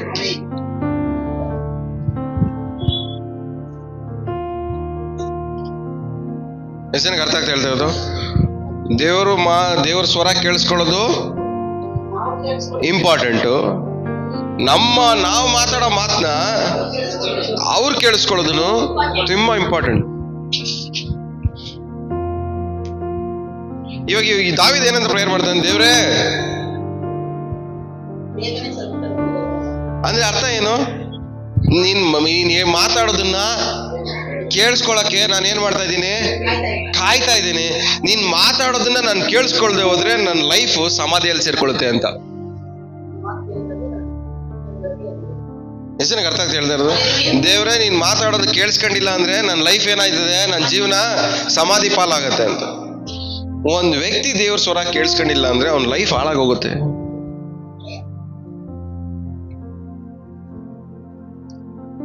ಸೈತಾನ ಏನಕ್ಕೆ ಬರ್ತಾನೆ? ಕದ್ಕೊಳ್ಳೋದಕ್ಕೂ ಹಾಳು ಮಾಡೋದಕ್ಕೂ ಬರ್ತಾನೆ ಹೊರತು ಬೇರೆ ಯಾವುದಕ್ಕೂ ಬರಲ್ಲ. ಆದ್ರ ಮಧ್ಯದಲ್ಲಿ ಒಂದ್ ವ್ಯಕ್ತಿ ಏನ್ ಮಾಡ್ಬೇಕು, ದೇವರ ಸ್ವರವನ್ನ ಕೇಳಿಸ್ಕೊಳ್ಳೋದನ್ನ ಕಲಿಬೇಕು. ದೇವ್ರ ಸ್ವರ ಕೇಳಿಸ್ಕೊಳ್ಳೋ ವ್ಯಕ್ತಿ ಹಾಳಾಗಲ್ಲ, ಉದ್ಧಾರ ಆಗ್ತಾನೆ. ಅದಕ್ಕೆ ದಾವೀದ ನೋಡಿ ಎಷ್ಟು ಚೆನ್ನಾಗಿ ಪ್ರೇಯರ್ ಮಾಡ್ತಾನೆ, ದೇವ್ರೇ ನಾನು ಹೇಳೋದ್ ಕೇಳಿಸ್ಕೊ, ಬೇಗ ನನ್ಗೆ ಉತ್ತರ ಕೊಡು. ನೀನ್ ಹೇಳೋದ್ ಕೇಳಿಸ್ಕೊಳ್ದೆ ಹೋದ್ರೆ ನನ್ನ ಜೀವನ ಎಲ್ಲ ಸಮಾಧಿ ಪಾಲಾಗತ್ತೆ.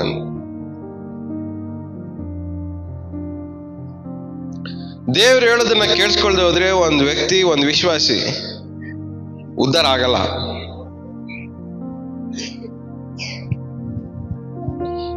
ಯಾಕಂದ್ರೆ ದೇವರ ಆಶೀರ್ವಾದ ದೇವ್ರು ಹೇಳೋ ಮಾತಲ್ಲಿರುತ್ತೆ. ದೇವರ ಬಿಡುಗಡೆ ದೇವ್ರು ಹೇಳೋ ಮಾತಲ್ಲಿರುತ್ತೆ. ದೇವ್ರು ಕೊಡುವಂತ ಅಭಿವೃದ್ಧಿ ದೇವ್ರು ಹೇಳೋ ಮಾತಲ್ಲಿ ಅಡಕವಾಗಿರುತ್ತೆ. ಅದಕ್ಕೆ ಹೇಳ್ತಾರೆ ನಿಮಗೆ ಎರಡಿದೆ. ಒಂದು ಬರೆಯಲ್ಪಟ್ಟಂತ ದೇವರ ಸ್ವರ, ಮಾತಾಡಲ್ಪಟ್ಟಂತ ದೇವರ ಸ್ವರ. ಈ ಬರೆಯಲ್ಪಟ್ಟಂತ ದೇವರ ಸ್ವರಕ್ಕೆ ನಾವು ಕಿವಿಗೊಡದೆ ಹೋದ್ರೆ ಮಾತಾಡಲ್ಪಟ್ಟಂತ ದೇವರ ಸ್ವರ ನಮ್ ಕಿವಿಗೆ ಕೇಳಲ್ಲ. ದಾವೀದ ಹೇಳ್ತಿರೋದು, ದೇವ್ರೇ ಮಾತಾಡು. ಮೊದಲು ಈ ಮಾತಿಗೆ ಅಭ್ಯಾಸ ಮಾಡ್ಕೊಳ್ರಿ. ಇದ್ರಲ್ಲೂ ದೇವರು 24 hours ಇದ್ರಲ್ಲಿ ಮಾತಾಡ ನಮ್ ಜೊತೆಲಿ ಮಾತಾಡಕ್ಕೆ ಆಗತ್ತೆ. ಆದ್ರೆ ಇದ್ರ ಮೂಲಕವಾಗಿ ದೇವ್ರು ಮಾತಾಡ್ತಾರೆ ಅನ್ನೋ ಕಾನ್ಫಿಡೆನ್ಸ್ ನಿಮಗೆ ಇಲ್ಲ. ನೀವು ಬೈಬಲ್ ಓದ್ಬೇಕಾದ್ರೆ ಹೆಂಗ್ ಓದ್ತೀರಾ? ಏನಕ್ಕೋಸ್ಕರ ಓದ್ತೀರಾ? ಹೆಂಗ್ ಓದ್ತೀರಾ ಹೇಳಿ?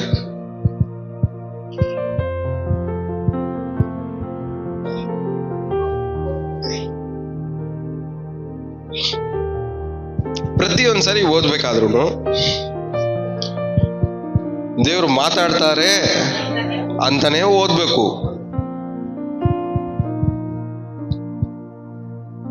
ಎಷ್ಟು ಜನ ಡೈಲಿ ಬೈಬಲ್ ಓದ್ತೀರಾ? ನಿಜವಾಗ್ಲು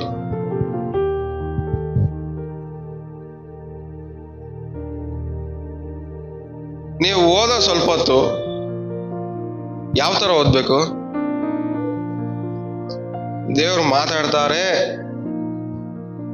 ಸುಮ್ಮನೆ ಕರ್ತನ ನನ್ನ ಕೃಪೆಯನ್ನು ಕೊರತೆ ಬಿಡೋನು, ಮುಗೀತು, thank you Jesus, hallelujah, praise the Lord, ಮುಗಿಸ್ಬಿಟ್ಟು ಹೋಗ್ಬಿಡೋದಲ್ಲ. ಅರ್ಜೆಂಟ್ ಅಲ್ಲ. ನೀವು ಓದ್ಬೇಕಾದ್ರೆ ಇಲ್ಲಿ ಓದೋದು ನಿಮ್ ಕಿವಿಗೆ ಬೀಳ್ಬೇಕು. ನೀವು ಮಾತಾಡೋದು ನಿಮ್ ಕಿವಿಗೆ ಬೀಳ್ಬೇಕು, ಕೇಳಿಸ್ಕೋಬೇಕು. ಯಾಕೆಂದ್ರೆ ಕಿವಿಗೆ ಬಿದ್ದ ಒಳ್ಳೆ ಸುದ್ದಿ ಪುಷ್ಟಿ. ನೀವು ಮಾತಾಡೋದು ಕಿವಿಗೆ ಬಿದ್ದಾಗ ನಿಮ್ ಒಳಗಡೆ ಹೋಗಿ ವಾಕ್ಯ ಕ್ರಿಯೆ ಮಾಡಕ್ ಸ್ಟಾರ್ಟ್ ಮಾಡುತ್ತೆ. ಅಲ್ಲ, ನೀವು 4 ಜನಕ್ಕೆ ಪ್ರೇಯರ್ ಮಾಡಕ್ ಹೋಗ್ತಿರಲ್ಲ, ಹೋಗ್ತೀರಾ? ಇಲ್ಲ ಯಾರಿಗಾದ್ರು ಸುವಾರ್ತೆ ಹೇಳಕ್ ಹೋಯ್ತೀರಾ? ಪ್ರೇಯರ್ ಮಾಡಕ್ ಹೋಯ್ತೀರಾ? ನೀವ್ ಹೇಳೋದವ್ರು ಕೇಳಿಸ್ಕೊಳ್ದಿಲ್ಲ ಅಂದ್ರೆ ನೀವು ಹೇಳೋದು ಮಾತ್ರ ಅವರೆಲ್ಲ ಕೇಳಿಸ್ಕೋಬೇಕು. ನೀವು ಮಾತ್ರ ನೀವು ಹೇಳೋದು ಕೇಳಿಸ್ಕೋಬೇಡ್ರಿ. ಅಲ್ಲ, ಒಬ್ರಿಗೆ ಬಿಡುಗಡೆ ಹೆಂಗ್ ನಡೆಯುತ್ತೆ ಹೇಳ್ರಿ? ಓಲಿ, ಒಬ್ರಿಗೆ ಬಿಡುಗಡೆ ಹೆಂಗಾಗತ್ತೆ? ನೀವ್ ಹೇಳೋದನ್ನ ಅವ್ರು ಕೇಳಿಸ್ಕೊಂಡ್ರೆ ಏನಾಗತ್ತೆ? ಅವ್ರಿಗೆ ಬಿಡುಗಡೆ ಆಗತ್ತೆ ಅಲ್ವಾ? ನಿಜ ತಾನೆ? ನಿಮ್ಗೆ ಹೆಂಗ್ ಬಿಡುಗಡೆ ಆಗತ್ತೆ? ಒಂದು ಬೇರೆಯವ್ರು ಹೇಳಿದ್ದನ್ನ ನೀವು ಕೇಳಿಸ್ಕೋಬೇಕು, ಇಲ್ಲ ನೀವು ಹೇಳೋದನ್ನ ನೀವು ಕೇಳಿಸ್ಕೊಳಕ್ ಅಭ್ಯಾಸ ಪಟ್ಟಿರ್ಬೇಕು. ಇಲ್ಲಿ 2 ಪ್ರಾಬ್ಲಮೇ. ಬೇರೆಯವ್ರು ಹೇಳೋದು ಕೇಳಿಸ್ಕೊಳಕ್ಕೆ ವಾರಕ್ಕೆ 1 ದಿವಸ, ನೀವ್ ಹೇಳೋದು ನೀವು ಕೇಳಿಸ್ಕೊಳಕ್ಕೆ. ಆಕ್ಚುಲಿ ಬೈಬಲ್ ಓದ್ಬೇಕಾದ್ರೆ ನೀವು ಓದೋದು ನಿಮ್ ಕಿವಿಗೆ ಕೇಳಿಸ್ಬೇಕು. ಅವಾಗ ಮಾತ್ರನೇ ಆ ವಾಕ್ಯ ಕ್ರಿಯೆ ಮಾಡಕ್ಕಾಗೋದು. ಯಾಕಂದ್ರೆ ಈ ಕಿವಿಗೆ ಈ ವಾಕ್ಯನ ಅಭ್ಯಾಸ ಮಾಡ್ಬೇಕು. ಎಷ್ಟು ನನಗೆ ಅರ್ಥ ಆಗ್ತಾ ಹೇಳ್ತಾ ಇದ್ದಾಳೆ? ಹೇಳ್ಬಿಡ್ರಿ, ನಾನು ಮನ್ಸಲ್ಲೇ ಪ್ರೇಯರ್ ಮಾಡ್ತೀನಿ, ಮನ್ಸಲ್ಲೇ ಪ್ರಾರ್ಥನೆ ಮಾಡ, ಅದೆಲ್ಲ ಮನೇಲಿ ಮಾಡ್ಕೊಳ್ಳಿ. ಆದ್ರೆ ಈ ಯಾವಾಗ ದೇವ್ರ ಸ್ವರವನ್ನ ಕೇಳಿಸ್ಕೋಬೇಕು ಅಂತ ಆಸೆ ಪಡ್ತೀವೋ ಅವಾಗ ಇದನ್ನ ಪ್ರಾಕ್ಟೀಸ್ ಮಾಡ್ಲೇಬೇಕು ನಾವು. ಏನ್ ಪ್ರಾಕ್ಟೀಸ್ ಮಾಡಕ್ ಹೇಳ್ರಿ?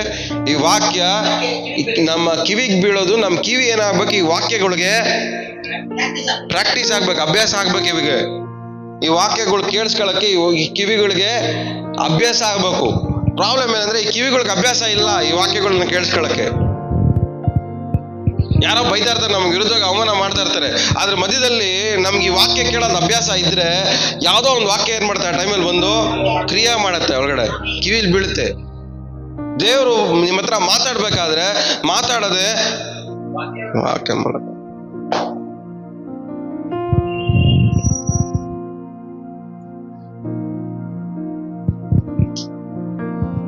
ಮೋಶೆ ಹತ್ರ ದೇವ್ರು ಮಾತಾಡ್ಬೇಕಾದ್ರೆ ಏನಂತ ಮಾತಾಡಿದ್ರು? ಮೋಶೆ ಮೋಶೆ ನೀ ಯಾರು? ನಾನು ಅಬ್ರಾಮ್, ಇಸಾಕ್, ಯಾಕೋಬನ ದೇವರು. ಯಾರವರಲ್ಲ?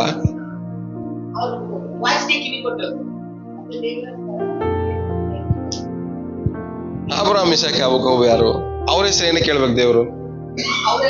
ಅವ್ರೇನು ಅಷ್ಟೊಂದು ಇಂಪಾರ್ಟೆಂಟಾ? ದೇವ್ರ ಬಾಯಲ್ಲಿ ಒಬ್ಬ ವ್ಯಕ್ತಿ ಬಗ್ಗೆ ದೇವರು ಮಾತಾಡ್ತಾ ಇದಾರಂದ್ರೆ ಅವರು ಏನ್ ಲೈಫ್ ಜೀವಿಸಿದ್ದಾರೆ ಅನ್ನೋದು ಸ್ವಲ್ಪ ಅರ್ಥ ಮಾಡ್ಕೋಬೇಕು.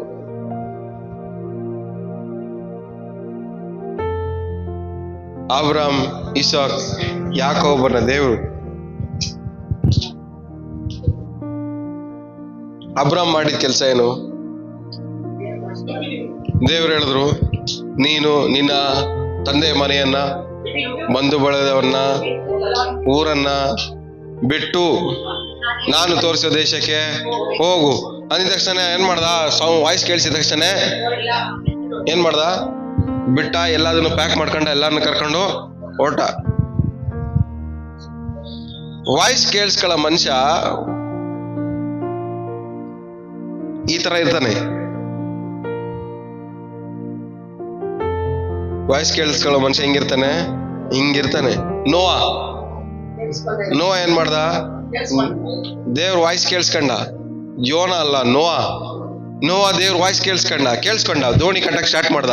ದೋಣಿ ಕಟ್ಟಕ್ ಸ್ಟಾರ್ಟ್ ಮಾಡಿದ ತಕ್ಷಣ ಜನರೆಲ್ಲ ಏನ್ ಮಾಡಿದ್ರು? ಗೇಲಿ ಮಾಡಿದ್ರು, ಅವಮಾನ ಪಡಿಸಿದ್ರು. ಆದ್ರೆ ಇವನ್ ಏನ್ ಮಾಡಿದ್ದ? ವಾಯ್ಸ್ ಕೇಳಿಸ್ಕೊಂಡಿದ್ದಲ್ಲ. ಇವ್ರು ಮಾತಾಡೋ ಮಾತುಗಳು ಇಂಪಾರ್ಟೆಂಟಾ ಇಲ್ಲ ಇವ್ರ ವಾಯ್ಸ್ಗಳು ಇಂಪಾರ್ಟೆಂಟಾ ಇಲ್ಲ ಅವ್ರು ಮಾತಾಡೋ ವಾಯ್ಸ್ ಇಂಪಾರ್ಟೆಂಟಾ? ಇವಾಗ ಅವನಿಗೆ ನಮಗೆ ದೇವ್ರ ವಾಯ್ಸ್ ಕೇಳಿಸ್ಕೋಬೇಕಂತಾನೆ ಸ್ಟಾರ್ಟ್ ಮಾಡ್ತೀವಿ. ಇಲ್ಲಿ ಮಾವ ಮಾತಾಡ್ತಾರೆ, ಇಲ್ಲಿ ಚಿಕ್ಕಪ್ಪ ಮಾತಾಡ್ತಾರೆ, ಇಲ್ಲಿ ದೊಡ್ಡಪ್ಪ ಮಾತಾಡ್ತಾರೆ, ಇಲ್ಲಿ ಅವ್ರು ಮಾತಾಡ್ತಾರೆ, ಇವ್ರು ಮಾತಾಡ್ತಾರೆ. ಮಾತಾಡಿದ ತಕ್ಷಣ ಹೋಗಪ್ಪ, ನನಗೆ ಯಾವ ವಾಯ್ಸು ಬೇಡ ಅಂತ ಏನ್ ಮಾಡ್ತೀವಿ ನಾವು? ಯಾವ ವಯಸ್ಸು ಬೇಡ ಅಂತ ಅತ್ಲಾಗೆ ನಾವು ಒಂಟಿಯಾಗಿ ಕುತ್ಕೊಂಡ್ಬಿಡ್ತೀವಿ. ಯಾವ ವಯಸ್ಸು ಬೇಡ ನನಗೆ ಅಂತ. ಆವಾಗ್ಲೇ ಲೋನ್ಲಿನೆಸ್ ಸ್ಟಾರ್ಟ್ ಆಗುತ್ತೆ. ಯಾವ ನೆಸ್ ಸ್ಟಾರ್ಟ್ ಆಯ್ತದೆ? ಲೋನ್ಲಿನೆಸ್, ಒಂಟಿತನ. ಎಲ್ಲಾರು ಇದ್ರೂನು ಯಾರು ಇಲ್ದೇ ಇರಂಗೆ. ಯಾಕೆಂದ್ರೆ ಇವ್ರು ಒಳಗಡೆಯಿಂದ ಆಲ್ರೆಡಿ ಡಿಸೈಡ್ ಮಾಡ್ಬಿಟ್ಟಾರ, ನನಗೆ ಯಾವ ವಾಯ್ಸು ಬೇಡ. ಆದ್ರೆ ಯಾವ ವಾಯ್ಸು ಬೇಡ ಅನ್ನೋದು ಬದಲಾಗಿ ಎಲ್ಲಾ ವಾಯ್ಸ್ಗೂ ಸ್ವಲ್ಪ ಪಾಸ್ ಮಾಡಿ, ದೇವ್ರೆ ನಿನ್ ವಾಯ್ಸ್ಗೆ ನಾನು ಏನ್ ಮಾಡ್ತೀನಿ, ಕಿವಿಗೊಡ್ತೀನಿ, ಅಭ್ಯಾಸ ಮಾಡ್ಕೊಂತೀನಿ ಅಂತ ಅಭ್ಯಾಸ ಮಾಡ್ಕೊಂಡಿದ್ರೆ ಆ ಲೋನ್ಲಿನೆಸ್, ಒಂಟಿತನ ಇರಲ್ಲ. ಯಾಕಂದ್ರೆ ದಿಕ್ಕಿಲ್ಲದೆ ಇರುವವರಿಗೆ ದೇವರೇ ದಿಕ್ಕಾಗಿದ್ದಾರೆ. ನಾನು ನಿನ್ನನ್ನ ಅನಾಥರಾಗಿ ಬಿಟ್ಟು ಬಿಡುವುದಿಲ್ಲ ಅಂತ ಹೇಳಿದ ಮೇಲೂ ನಾವು ಆ ಲೋನ್ಲಿನೆಸ್ ಅಲ್ಲಿ ಒಂಟಿತನದಲ್ಲಿ ಏನಕ್ಕೆ ಇರಬೇಕು?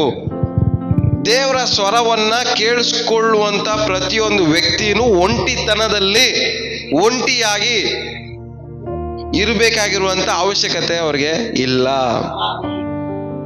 ಯಾಕಂದ್ರೆ ನಿಮಗೆ ದೇವರು ನಿಮ್ ಸಂಗಡ ಇದ್ದಾರೆ. ಯಾಕಂದ್ರೆ ದೇವ್ರು ನನ್ನ ಸಂಗಡ ಇದ್ದಾರೆ ಅಂತ ಆ ಕಾನ್ಫಿಡೆನ್ಸ್ ಯಾವಾಗ ಬರುತ್ತೆ ಹೇಳ್ರಿ? ಈ ಮಾತುಗಳು ಕೇಳಿಸ್ಕೊಂಡು ಅಭ್ಯಾಸ ಆದ್ರೆ ಮಾತ್ರ ನಿಮ್ಗೆ ಆ ಕಾನ್ಫಿಡೆನ್ಸ್ ಬರೋದು. ಈ ವಾರಕ್ಕೊಂದ್ಸರಿ ಕೇಳಿಸ್ಕೊಂಡ್ರೆ ಅಲ್ಲಿ ಎಲ್ಲಿಂದ ಕಾನ್ಫಿಡೆನ್ಸ್ ಬರುತ್ತೆ ನಿಮ್ಗೆ? ಜ್ವರ ಬಂದ್ರೆ ವಾರಕ್ಕೊಂದ್ ದಿವಸ ಮಾತ್ರ ತಗೊಂಡ್ಬಿಟ್ಟು ಜ್ವರ ಸರ ಬಿಡುತ್ತಂದ್ರೆ ಡಾಕ್ಟರ್ ಕೊಡ್ತಾರೆ ಅನ್ಕೊಳ್ಳಿ, 3 ದಿವಸ ತಗೋ, ಬೆಳಗ್ಗೆ ಒಂದು, ಮಧ್ಯಾಹ್ನ ಒಂದು, ರಾತ್ರಿ ಒಂದು. ನಾನು ಹಂಗೆ ತಗೊಳಲ್ಲ ಡಾಕ್ಟರ್, ನಾನು ಡೈಲಿ ಒಂದೇ ತಗೊಳ್ಳೋದು. ನಿಮ್ಗೆ ಇಷ್ಟ ಇರ್ಲಿ ಇಷ್ಟ ಅಲ್ದ ಹೋಗ್ಲಿ.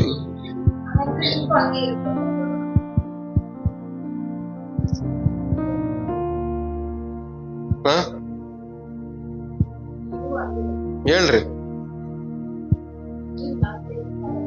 ಅದೇ ಡಾಕ್ಟರ್ ಹೇಳ್ತಾರೆ, ನೀನ್ ಈ ಮಾತ್ರೆ ಸರಿಯಾಗಿ ತಗೊಂಡಿಲ್ಲ ಅಂದ್ರೆ 10 ದಿವಸ ನೀನ್ ಬೇಗ ಸತ್ತೈತಿ ಅಂದ್ರೆ ಅವಾಗ ಏನ್ ಮಾಡ್ತೀರಾ?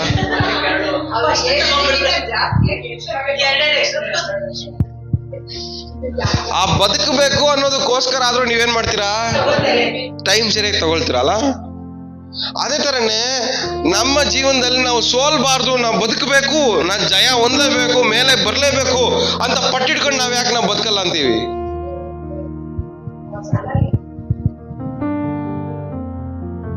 ಏನಕ್ಕೆ? ಯಾಕಂದ್ರೆ ಬದುಕಬೇಕು ಅನ್ನೋ ಆಸಕ್ತಿ ನಿಮಗೆ, ಬದುಕಬೇಕನ್ನುವಂತ ಒಂದು ನಿರೀಕ್ಷೆ, ಆ ಬದುಕಬೇಕು ಅನ್ನುವಂತ ಛಲ ಗಟ್ಟಿಗೆ ಇಟ್ಕೊಳ್ಳೋದು ಇದೆ ನೋಡ್ರಿ. ಯಾಕೋಬ ಅದೇ ಮಾಡಿದ್ದು, ದೇವರೇ ನನ್ನ ಆಶೀರ್ವಾದ ಮಾಡೋವರೆಗೂ ನಿನ್ನ ಬಿಡಲ್ಲ, ಗಟ್ಟಿ ಹಿಡ್ಕೊಂಬಿಟ್ಟ. ಅದಿರ್ಬೇಕು ನಮ್ಗೆ.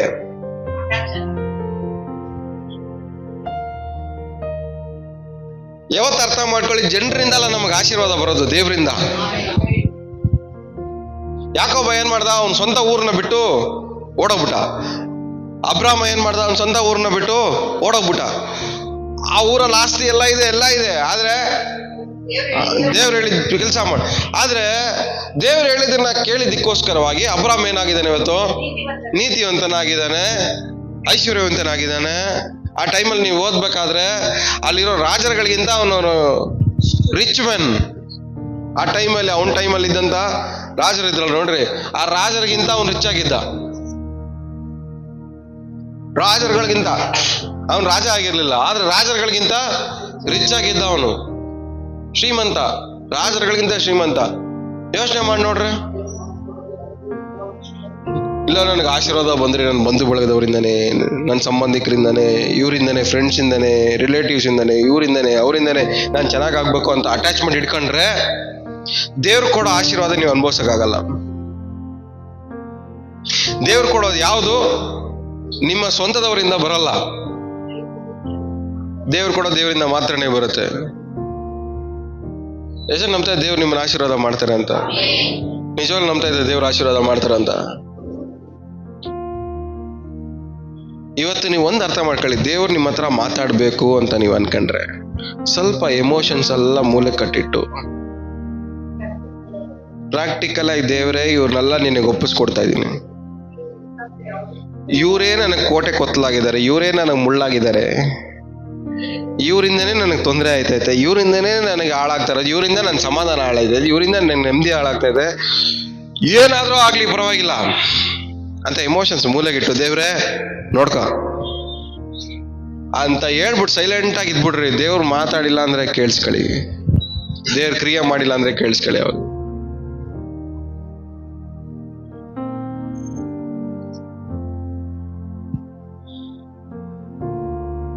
ಸೊ ದೇವ್ರ ಸ್ವರವನ್ನ ಒಂದ್ ವ್ಯಕ್ತಿ ಕೇಳಿಸ್ಕೊಂಡ್ರೆ ಬದುಕ್ತಾನೆ.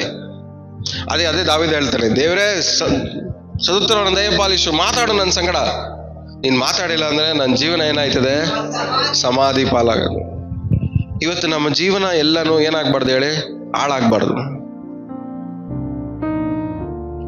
ನಮ್ಮ ಲೈಫಲ್ಲಿ ನಾವು ಹಾಳಾಗ್ತಾ ಇರೋದು, ಡೈರೆಕ್ಷನ್ ಕಳ್ಕೊಂತ ಇರೋದು, ನಿರಾಶೆ ಪಡ್ತಾ ಇರೋದು, ನಿರೀಕ್ಷೆ ಕಳ್ಕೊಂತ ಇರೋದು, ದಾರಿ ತಪ್ತಾ ಇರೋದು, ಎಲ್ಲದಕ್ಕೂ ಕಾರಣನೇ ದೇವರ ಸ್ವರವನ್ನ ನಾವು ಕೇಳಿಸ್ಕೊಳ್ದಿರೋದಕ್ಕೋಸ್ಕರವಾಗಿ. ಯಾಕಂದ್ರೆ ಬೇರೆ ಎಲ್ಲ ಸ್ವರವನ್ನು ಕೇಳಿಸ್ಕೊಂತ ಇದೀವಿ, ಆದ್ರೆ ದೇವ್ರ ಸ್ವರವನ್ನ ಕೇಳಿಸ್ಕೊಳ್ಳೋದ್ರಲ್ಲಿ ನಾವು ಅಭ್ಯಾಸ ಮಾಡದಿರೋದಕ್ಕೋಸ್ಕರವಾಗಿ ನಮ್ಮ ಸುತ್ತಲೂ ಸೈತಾನ ಏನ್ ಮಾಡ್ತಾ ಇದ್ದಾನೆ, ಎಲ್ಲಾರನ್ನು ಉಪಯೋಗ ಮಾಡಿ ಕೋಟೆಯನ್ನ ಕಟ್ಟಿ ನಮ್ಮನ್ನ ಅದ್ರೊಳಗಡೆ ಲಾಕ್ ಮಾಡಿ ಇಟ್ಬಿಟ್ಟಿದ್ದಾನೆ. ಇವತ್ತು ನಾವು ಅದನ್ನೆಲ್ಲ ಕೆಡವಿ ಹಾಕಿ ತಗೊಂಬಂದು ದೇವ್ರ ಕಾಲಾಡಿ ಹಾಕಿ, ದೇವ್ರೇ ನಿನಗೆ ಸಮರ್ಪಿಸ್ತಾ ಇದ್ದೀನಿ, ನಿನಗೆ ಒಪ್ಪಿಸ್ಕೊಡ್ತಾ ಇದ್ದೀನಿ, ಇನ್ ಮೇಲೆ ನೀನ್ ಏನ್ ಮಾಡ್ತೀಯ ಮಾಡು, ಒಟ್ಟಿನಲ್ಲಿ ನನಗೆ ಈ ವಿಷಯದಲ್ಲಿ ಬಿಡುಗಡೆ ಆಗ್ಬೇಕು. ಹಲ್ಲೆಲೂಯಾ. ಕ್ರಿಸ್ತನಿಗೆ ಏನ್ ಮಾಡ್ಬೇಕು, ನಾವು ಅದನ್ನ ಒಳಪಡಿಸ್ಬೇಕು, ಒಪ್ಪಿಸ್ಬೇಕು. ಎಲ್ಲ ಕೋಟೆ ಕತ್ತಲೆಗಳನ್ನ ಕೆಡವಿ ಹಾಕಿ ಅದನ್ನ ಸೆರೆ ಹಿಡಿದು ಏನ್ ಮಾಡ್ಬೇಕು, ತಗೊಂಡೋಗಿ ಕ್ರಿಸ್ತನಿಗೆ ಅಧೀನವಾಗಿ ಮಾಡ್ಬೇಕು. ಎಲ್ಲ ಹೇಳಿ, ಯೇಸು ನಾಮದಲ್ಲಿ ನಮ್ಮ ಬಂಧು ಬಳಗದವ್ರನ್ನ ಸೆರೆ ಹಿಡಿತಾ ಇದ್ದೀವಿ. ಸೆರೆ ಹಿಡಿದು ಏನ್ ಮಾಡ್ತೀರಾ ಹೇಳ್ರಿ, ಮತ್ತೆ ಅದನ್ನ ಬಾಯ್ಬಿಟ್ಟು, ಯೇಸು ನಾಮದಲ್ಲಿ ನನ್ನ ಸಂಬಂಧಿಕರನ್ನ ಸೆರೆ ಹಿಡಿತಾ ಇದ್ದೀನಿ. ಸೆರೆ ಹಿಡಿದು ಏನ್ ಮಾಡ್ತೀರಾ, ಯೇಸು ನಾಮದಲ್ಲಿ ನನ್ನ ಸ್ನೇಹಿತರನ್ನ ಸೆರೆ ಹಿಡಿತಾ ಇದ್ದೀವಿ. ಸೆರೆ ಹಿಡಿದು ಏನ್ ಮಾಡ್ತೀರಾ, ಯೇಸು ನಾಮದಲ್ಲಿ. ಇನ್ಯಾರನ್ನ ಸೆರೆ ಹಿಡಿಬೇಕು, ಹಿಡ್ಕೊಂಬಿಡ್ರಿ, ಬೇಗ ಅರಿಕೆ ಮಾಡ್ರಿ. ಯಾರ್ಯಾರು ಜ್ಞಾಪಕ ಬರುತ್ತೋ, ಯಾರ್ಯಾರಿಗಲ್ಲ, ಯಾರಿಂದ ನಿಮಗೆ ಬಿಡುಗಡೆ ಹೊಂದ್ಕೊಬೇಕಂತ ಇಷ್ಟಪಡ್ತಾ ಇದ್ದೀರೋ, ಯಾರಿಂದ ಬಿಡುಗಡೆ ಹೊಂದ್ಕೊಬೇಕಂತ ನೀವು ಆಸೆ ಪಡ್ತಾ ಇದ್ದೀರೋ, ಯಾರ್ಯಾರಿಂದ ನೀವು ಕಷ್ಟ ಪಡ್ತಾ ಇದ್ದೀರೋ, ಯಾರ್ಯಾರಿಂದ ನೀವು ಹಿಂಸೆ ಪಡ್ತಾ ಇದ್ದೀರೋ, ಯಾರ್ಯಾರಿಂದ ನೀವು ನೋವು ಪಡ್ತಾ ಇದ್ದೀರೋ, ಯಾರ್ಯಾರಿಂದ ನೀವು ಅವಮಾನ ಪಡ್ತಾ ಇದ್ದೀರೋ, ಅವ್ರನ್ನೆಲ್ಲ ಸೆರೆ ಹಿಡಿದು ಯೇಸು ನಾಮದಲ್ಲಿ, ಯೇಸುವೇ ನಿಮಗೆ ಒಪ್ಪಿಸಿಕೊಡ್ತಾ ಇದ್ದಾರೆ. ಯೇಸು ನಾಮದಲ್ಲಿ ನಿಮ್ಗೆ ಒಪ್ಪಿಸಿಕೊಡ್ತಾ ಇದ್ದೇನೆ. ಯೇಸು ನಾಮದಲ್ಲಿ ನಿಮ್ಗೆ ಒಪ್ಪಿಸಿಕೊಡ್ತಾ ಇದ್ದೇನೆ.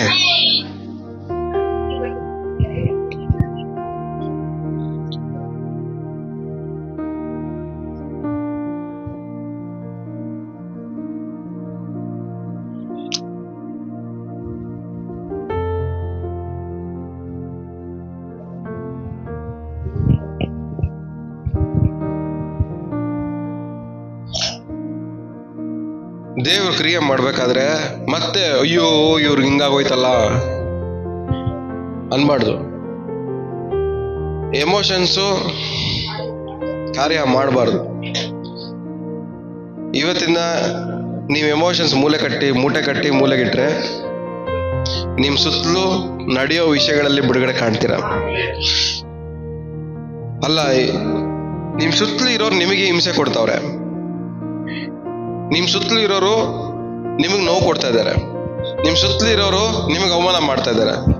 ನಿಮಗೆ ಅಯ್ಯೋ ಪಾಪ ಅನ್ನೋರು ಯಾರಿದ್ದಾರೆ? ಇವಾಗ ಯಾರಿದ್ದಾರೆ? ಅದೇ ತರನೇ ನಿಮ್ ಸುತ್ತಲೂ ಇರೋರ್ಗೆ ದೇವ್ರ ಕ್ರಿಯೆ ಮಾಡ್ಬೇಕಾದ್ರೆ ಅವ್ರನ್ನ ನೋಡಿ ನೀವು ಅಯ್ಯೋ ಪಾಪ ಅಂತ ಫೀಲ್ ಮಾಡ್ಕೊಂಡು ಮನೇಲಿ ಕುತ್ಕೊಂಬೇಡಿ. ದೇವ್ರ ಕ್ರಿಯೆ ಮಾಡಕ್ ಹೋಗ್ತಾ ಇದಾರೆ ಇವತ್ತಿಂದ. ಅವ್ರನ್ನ ನೋಡಿ ನೀವು ಅಯ್ಯೋ ಪಾಪ ಅಂತ ಅನ್ಕೊಂಡು ಫೀಲ್ ಮಾಡ್ಕೊಂಡು ಅಯ್ಯೋ ಹಿಂಗಾಗೋಯ್ತಲ್ಲ ಹಿಂಗಾದ್ರೆ ಆಗ್ಲಿ. ನನಗೆ ಒಟ್ಟಿನಲ್ಲಿ ಏನ್ ಬೇಕು ಇವತ್ತಿಂದ? ನನಗೆ ಬಿಡುಗಡೆ ಸಿಗ್ಬೇಕಷ್ಟೇ. ಯಾರಿಗೆ ಏನಾದ್ರೂ ಹೋಗ್ಲಿ, ನಾನ್ ಚೆನ್ನಾಗಿರ್ಬೇಕು, ನಾನು ನನ್ನ ಮನೆಯವರು ಚೆನ್ನಾಗಿದ್ರೆ ಸಾಕು. ದೇವ್ರು ನಂಬಿರೋ ನಾವು ಹೆಂಗಿರ್ಬೇಕು ಹೇಳಿ? ಚೆನ್ನಾಗಿರ್ಬೇಕು. ನಮಗೆ ಹಿಂಸೆ ಕೊಟ್ಟು ಬೇರೆಯವ್ರು ಚೆನ್ನಾಗಿರೋದು ಎಲ್ಲಿಂದ? ನೀವೆಲ್ಲ ಯಾರು? ದೇವ್ರ ಮಕ್ಕಳಾಗಿರೋ ನೀವು, ನಿಮಗೆ ಹಿಂಸೆ ಕೊಟ್ಟು ಅವ್ರು ಚೆನ್ನಾಗಿರೋದು ಎಲ್ಲಿಂದ ಬಂತು? ನ್ಯಾಯನಾ ಇದು? ನಮಗೆ ಹಿಂಸೆ ಕೊಟ್ಟು ಬೇರೆಯವ್ರು ಚೆನ್ನಾಗಿರೋದೇನು? ನಮ್ ಪಾಲಿಸಿ ಏನು? ನಾನು ಚೆನ್ನಾಗಿರ್ಬೇಕು, ನನ್ನ ಸುತ್ತಲೂ ಇರೋರು ಚೆನ್ನಾಗಿರ್ಬೇಕು. ನನ್ನ ಹಾಳು ಮಾಡಿ ನೀನ್ ಚೆನ್ನಾಗಿರೋದೇನು?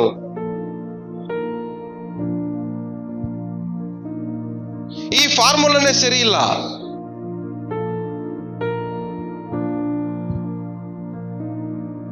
ನನ್ನ ಸುತ್ತಲೂ ಯಾವ ಫಾರ್ಮುಲಾ ನಡೀತಾ ಇದೆ?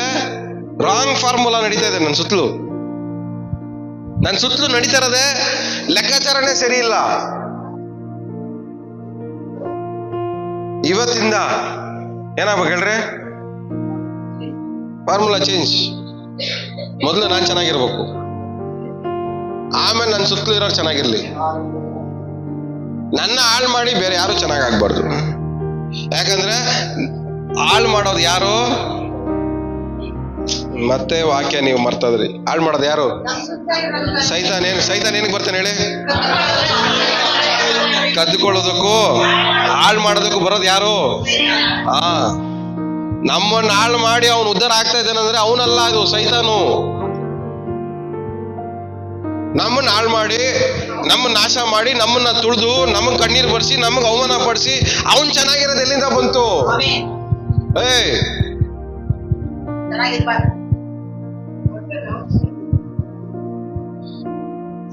ಅದು ಸೈತಾನ್ ಕ್ರಿಯೆ.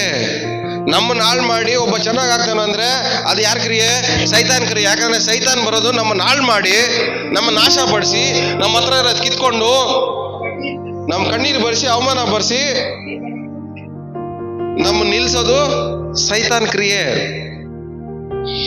ಅದು ಯಾರೇ ಆಗ್ಲಿ, ನಿಮ್ ಬಂಧು ಬಳಗ, ನೆರೆಯವರಾಗಲಿ, ಸಂಬಂಧಿಕರಾಗ್ಲಿ, ಯಾರಾದ್ರೂ ಸರಿ, ನಿಮ್ಮನ್ನ ಹಾಳು ಮಾಡಿ ಅವ್ರು ಚೆನ್ನಾಗಿದ್ದಾರೆ ಅಂದ್ರೆ ಅದು ಅವ್ರ ಮೂಲಕ ಸೈತಾನ್ ಮಾಡ್ತಾರ ಕೆಲಸ. ನಮ್ಮನ್ನ ಹಾಳು ಮಾಡಿ ಯಾರು ಉದ್ಧಾರ ಆಗ್ಬಾರ್ದು. ಎಷ್ಟು ಜನ ನಂಬ್ತಾ ಇದ್ದೀರಾ? ನಿಜವಾಗ್ಲೂ ನಂಬ್ತೀರಾ? ನಮ್ಮನ್ನ ಹಾಳು ಮಾಡಿ ಯಾರು ಚೆನ್ನಾಗಿರ್ಬಾರ್ದು. ನನ್ನ ಆಶೀರ್ವಾದ ಮಾಡಿ ಬೇಕಾದ್ರೆ ಅವ್ನು ಚೆನ್ನಾಗಿರ್ಲಿ. ಅಬ್ರಾಮ್ಗೆ ಅದಕ್ಕೆ ಹೇಳ್ತಾರೆ ದೇವರು. ನಾನು ಹೇಳ್ತಿರೋದೆಲ್ಲ ವಾಕ್ಯ ಪ್ರಕಾರವಾಗಿ ಹೇಳ್ತಾ ಇದ್ದೀನಿ. ಅಬ್ರಾಮ್ಗೆ ಹೇಳಿದೇನು? ನಿನ್ನ ಆಶೀರ್ವದಿಸಿದವನ್ನ ನಿಮ್ ತಲೆಗೆ ಹೋಗ್ತಲ್ಲ. ಆಳವಾಗಿರೋ ಸತ್ಯ ಹೇಳ್ಕೊಡ್ತಾ ಇದ್ದೀನಿ ನಿಮ್ಗೆ. ನನ್ನ ಹಾಳು ಮಾಡಿದವನು ಉದ್ಧಾರ ಆಗ್ಬಾರ್ದು. ನನ್ನ ಹಾಳು ಮಾಡಿ ಅವನು ಚೆನ್ನಾಗಿ ಆಗ್ಬಾರ್ದು. ಅದಕ್ಕೆ ದೇವ್ರು ಹೇಳ್ತಾರೆ, ಅಬ್ರಾಮ್ನೆ, ನಿನ್ನ ಆಶೀರ್ವಾದ ಮಾಡ್ದವನ್ನ ನಾನು ಆಶೀರ್ವಾದ ಮಾಡ್ತೀನಿ, ನಿನಗೆ ಶಪಿಸಿದವನ್ನ, ನಿನ್ನ ಹಾಳು ಮಾಡ್ದವನ್ನ ನಾನು ಹಾಳು ಮಾಡ್ತೀನಿ. ಆದ್ರೆ ನಾವು ನಮ್ಮನ್ನ ಹಾಳು ಮಾಡ್ದವನ್ನೇ ನಾವು ಕಾಪಾಡ್ತಾ ಇದೀವಿ. ಏನಕ್ಕೆ ಅಂದ್ರೆ ಎಮೋಷನ್ಸ್.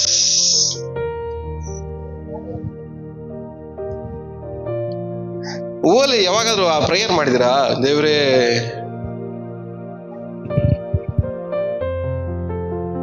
ನಿಮ್ ಪ್ರಾರ್ಥನೆಯಲ್ಲೆಲ್ಲ ನೋಡ್ರಿ, ನೀವು ಯೋಚನೆ ಮಾಡಿ ನೋಡಿ, ನಿಮ್ ಪ್ರಾರ್ಥನೆಯೆಲ್ಲ ಬರೀ ಅವ್ರನ್ನೆಲ್ಲ ಕಾಪಾಡದೇ ಆಯ್ತು. ಏನಕ್ಕೆ ಅಂದ್ರೆ ಎಮೋಷನ್ಸ್. ನಿಮ್ಮನ್ನ ಹಾಳು ಮಾಡಿದವ್ರು ನಿಮ್ ಕಣ್ ಮುಂದೆ ಚೆನ್ನಾಗಿ ಆಗ್ಬಾರ್ದು. ಅದು ಬೈಬಲ್ ಲಾ. ಆದ್ರೆ ನಮ್ ಕಣ್ ಮುಂದೆ ನಮ್ಮನ್ನ ನಡೀತಾ ಇರೋದೇನೋ ಅನ್ಯಾಯ.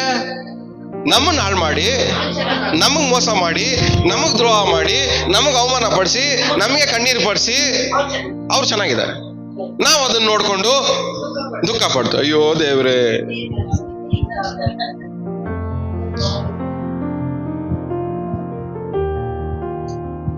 ಒಬ್ರು ಚೆನ್ನಾಗಾಗದ್ ನೋಡಿ ಹೊಟ್ಟೆ ಉರಿ ಪಡಕ ನಿಮ್ಮನ್ನ ದೇವ್ರು ಕರೆದಿರೋದು.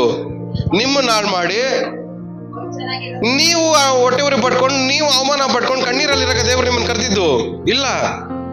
ನಿಮ್ಮನ್ನ ಹಾಳು ಮಾಡಿ ಯಾರು ಮೇಲೆ ಬರಬಾರ್ದು. ನಿಮ್ಮನ್ನ ಹಾಳು ಮಾಡಿ ಯಾರು ಉದ್ಧಾರ ಆಗ್ಬಾರ್ದು.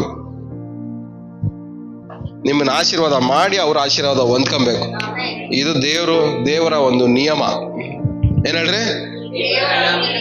ನನ್ನ ಆಶೀರ್ವಾದ ಮಾಡಿದವನ್ ಮಾತ್ರನೇ ಆಶೀರ್ವಾದ ಹೊಂದ್ಕೊಳ್ಳಕ್ಕೆ ಯೋಗ್ಯನು. ನನಗೆ ಶಾಪ ಆಗದವನಲ್ಲ, ಆಶೀರ್ವಾದ ಹೊಂದ್ಕೊಳ್ಳಕ್ಕೆ ಯೋಗ್ಯನೇ ಅಲ್ಲ. ಅದಕ್ಕೆ ನಾನು ಯಾವಾಗ್ಲೂ ಅನ್ಕೊಂತೀನಿ, ನನ್ನ ಮನ್ಸಲ್ಲಿ ಯಾವಾಗ ಓಡ್ತಾ ಇರ್ತೀನಿ, ನನ್ ವಿರುದ್ಧವಾಗಿ ಯಾರಾದ್ರೂ ಮಾತಾಡಿದ್ರೆ ನಾನು ಅನ್ಕೊಂತ ಇರ್ತೀನಿ, ಇವನ್ ಕೆಟ್ಟಗಾಲ ಬಂತು. ಸುಮ್ನೆ ನನ್ನ ಹತ್ರ ಬಂದು ಮಾತಾಡ್ಬಿಟ್ಟ, ಅಯ್ಯೋ ಪಾಪ ಅವನ ಲೈಫ್ ಹೆಂಗ್ ಹಿಡ್ಕೋಗುತ್ತೋ. ನಿಜವಾಗ್ಲೂ ಒಳಗಡೆ ಅನ್ಕೊಂತೀನಿ. ಯಾಕಂದ್ರೆ ಬೈಬಲ್ನ, ದೇವರ ಸ್ವರವನ್ನ ಕೇಳಿಸ್ಕೊಳ್ಳೋ ವ್ಯಕ್ತಿಗೆ ಕಾನ್ಫಿಡೆನ್ಸ್ ಇರುತ್ತೆ ದೇವ್ರ ವಾಕ್ಯದ ಮೇಲೆ. ನಾನು ಹೇಳೋದು ನಿಮ್ಗೆ ಅರ್ಥ ಆಗ್ತಾ ಇಲ್ಲ. ದೇವರ ಸ್ವರವನ್ನ ಕೇಳಿಸ್ಕೊಳ್ಳೋ ವ್ಯಕ್ತಿಗೆ ದೇವರ ಮಾತು ಮೇಲೆ ಏನಿದೆ? ಕಾನ್ಫಿಡೆನ್ಸ್ ಇರುತ್ತೆ, ಇದು ನಡೆಯುತ್ತೆ ಅಂತ.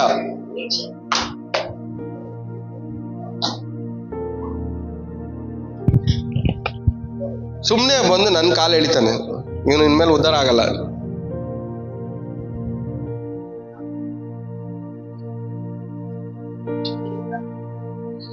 ಏನಕ್ಕೆ?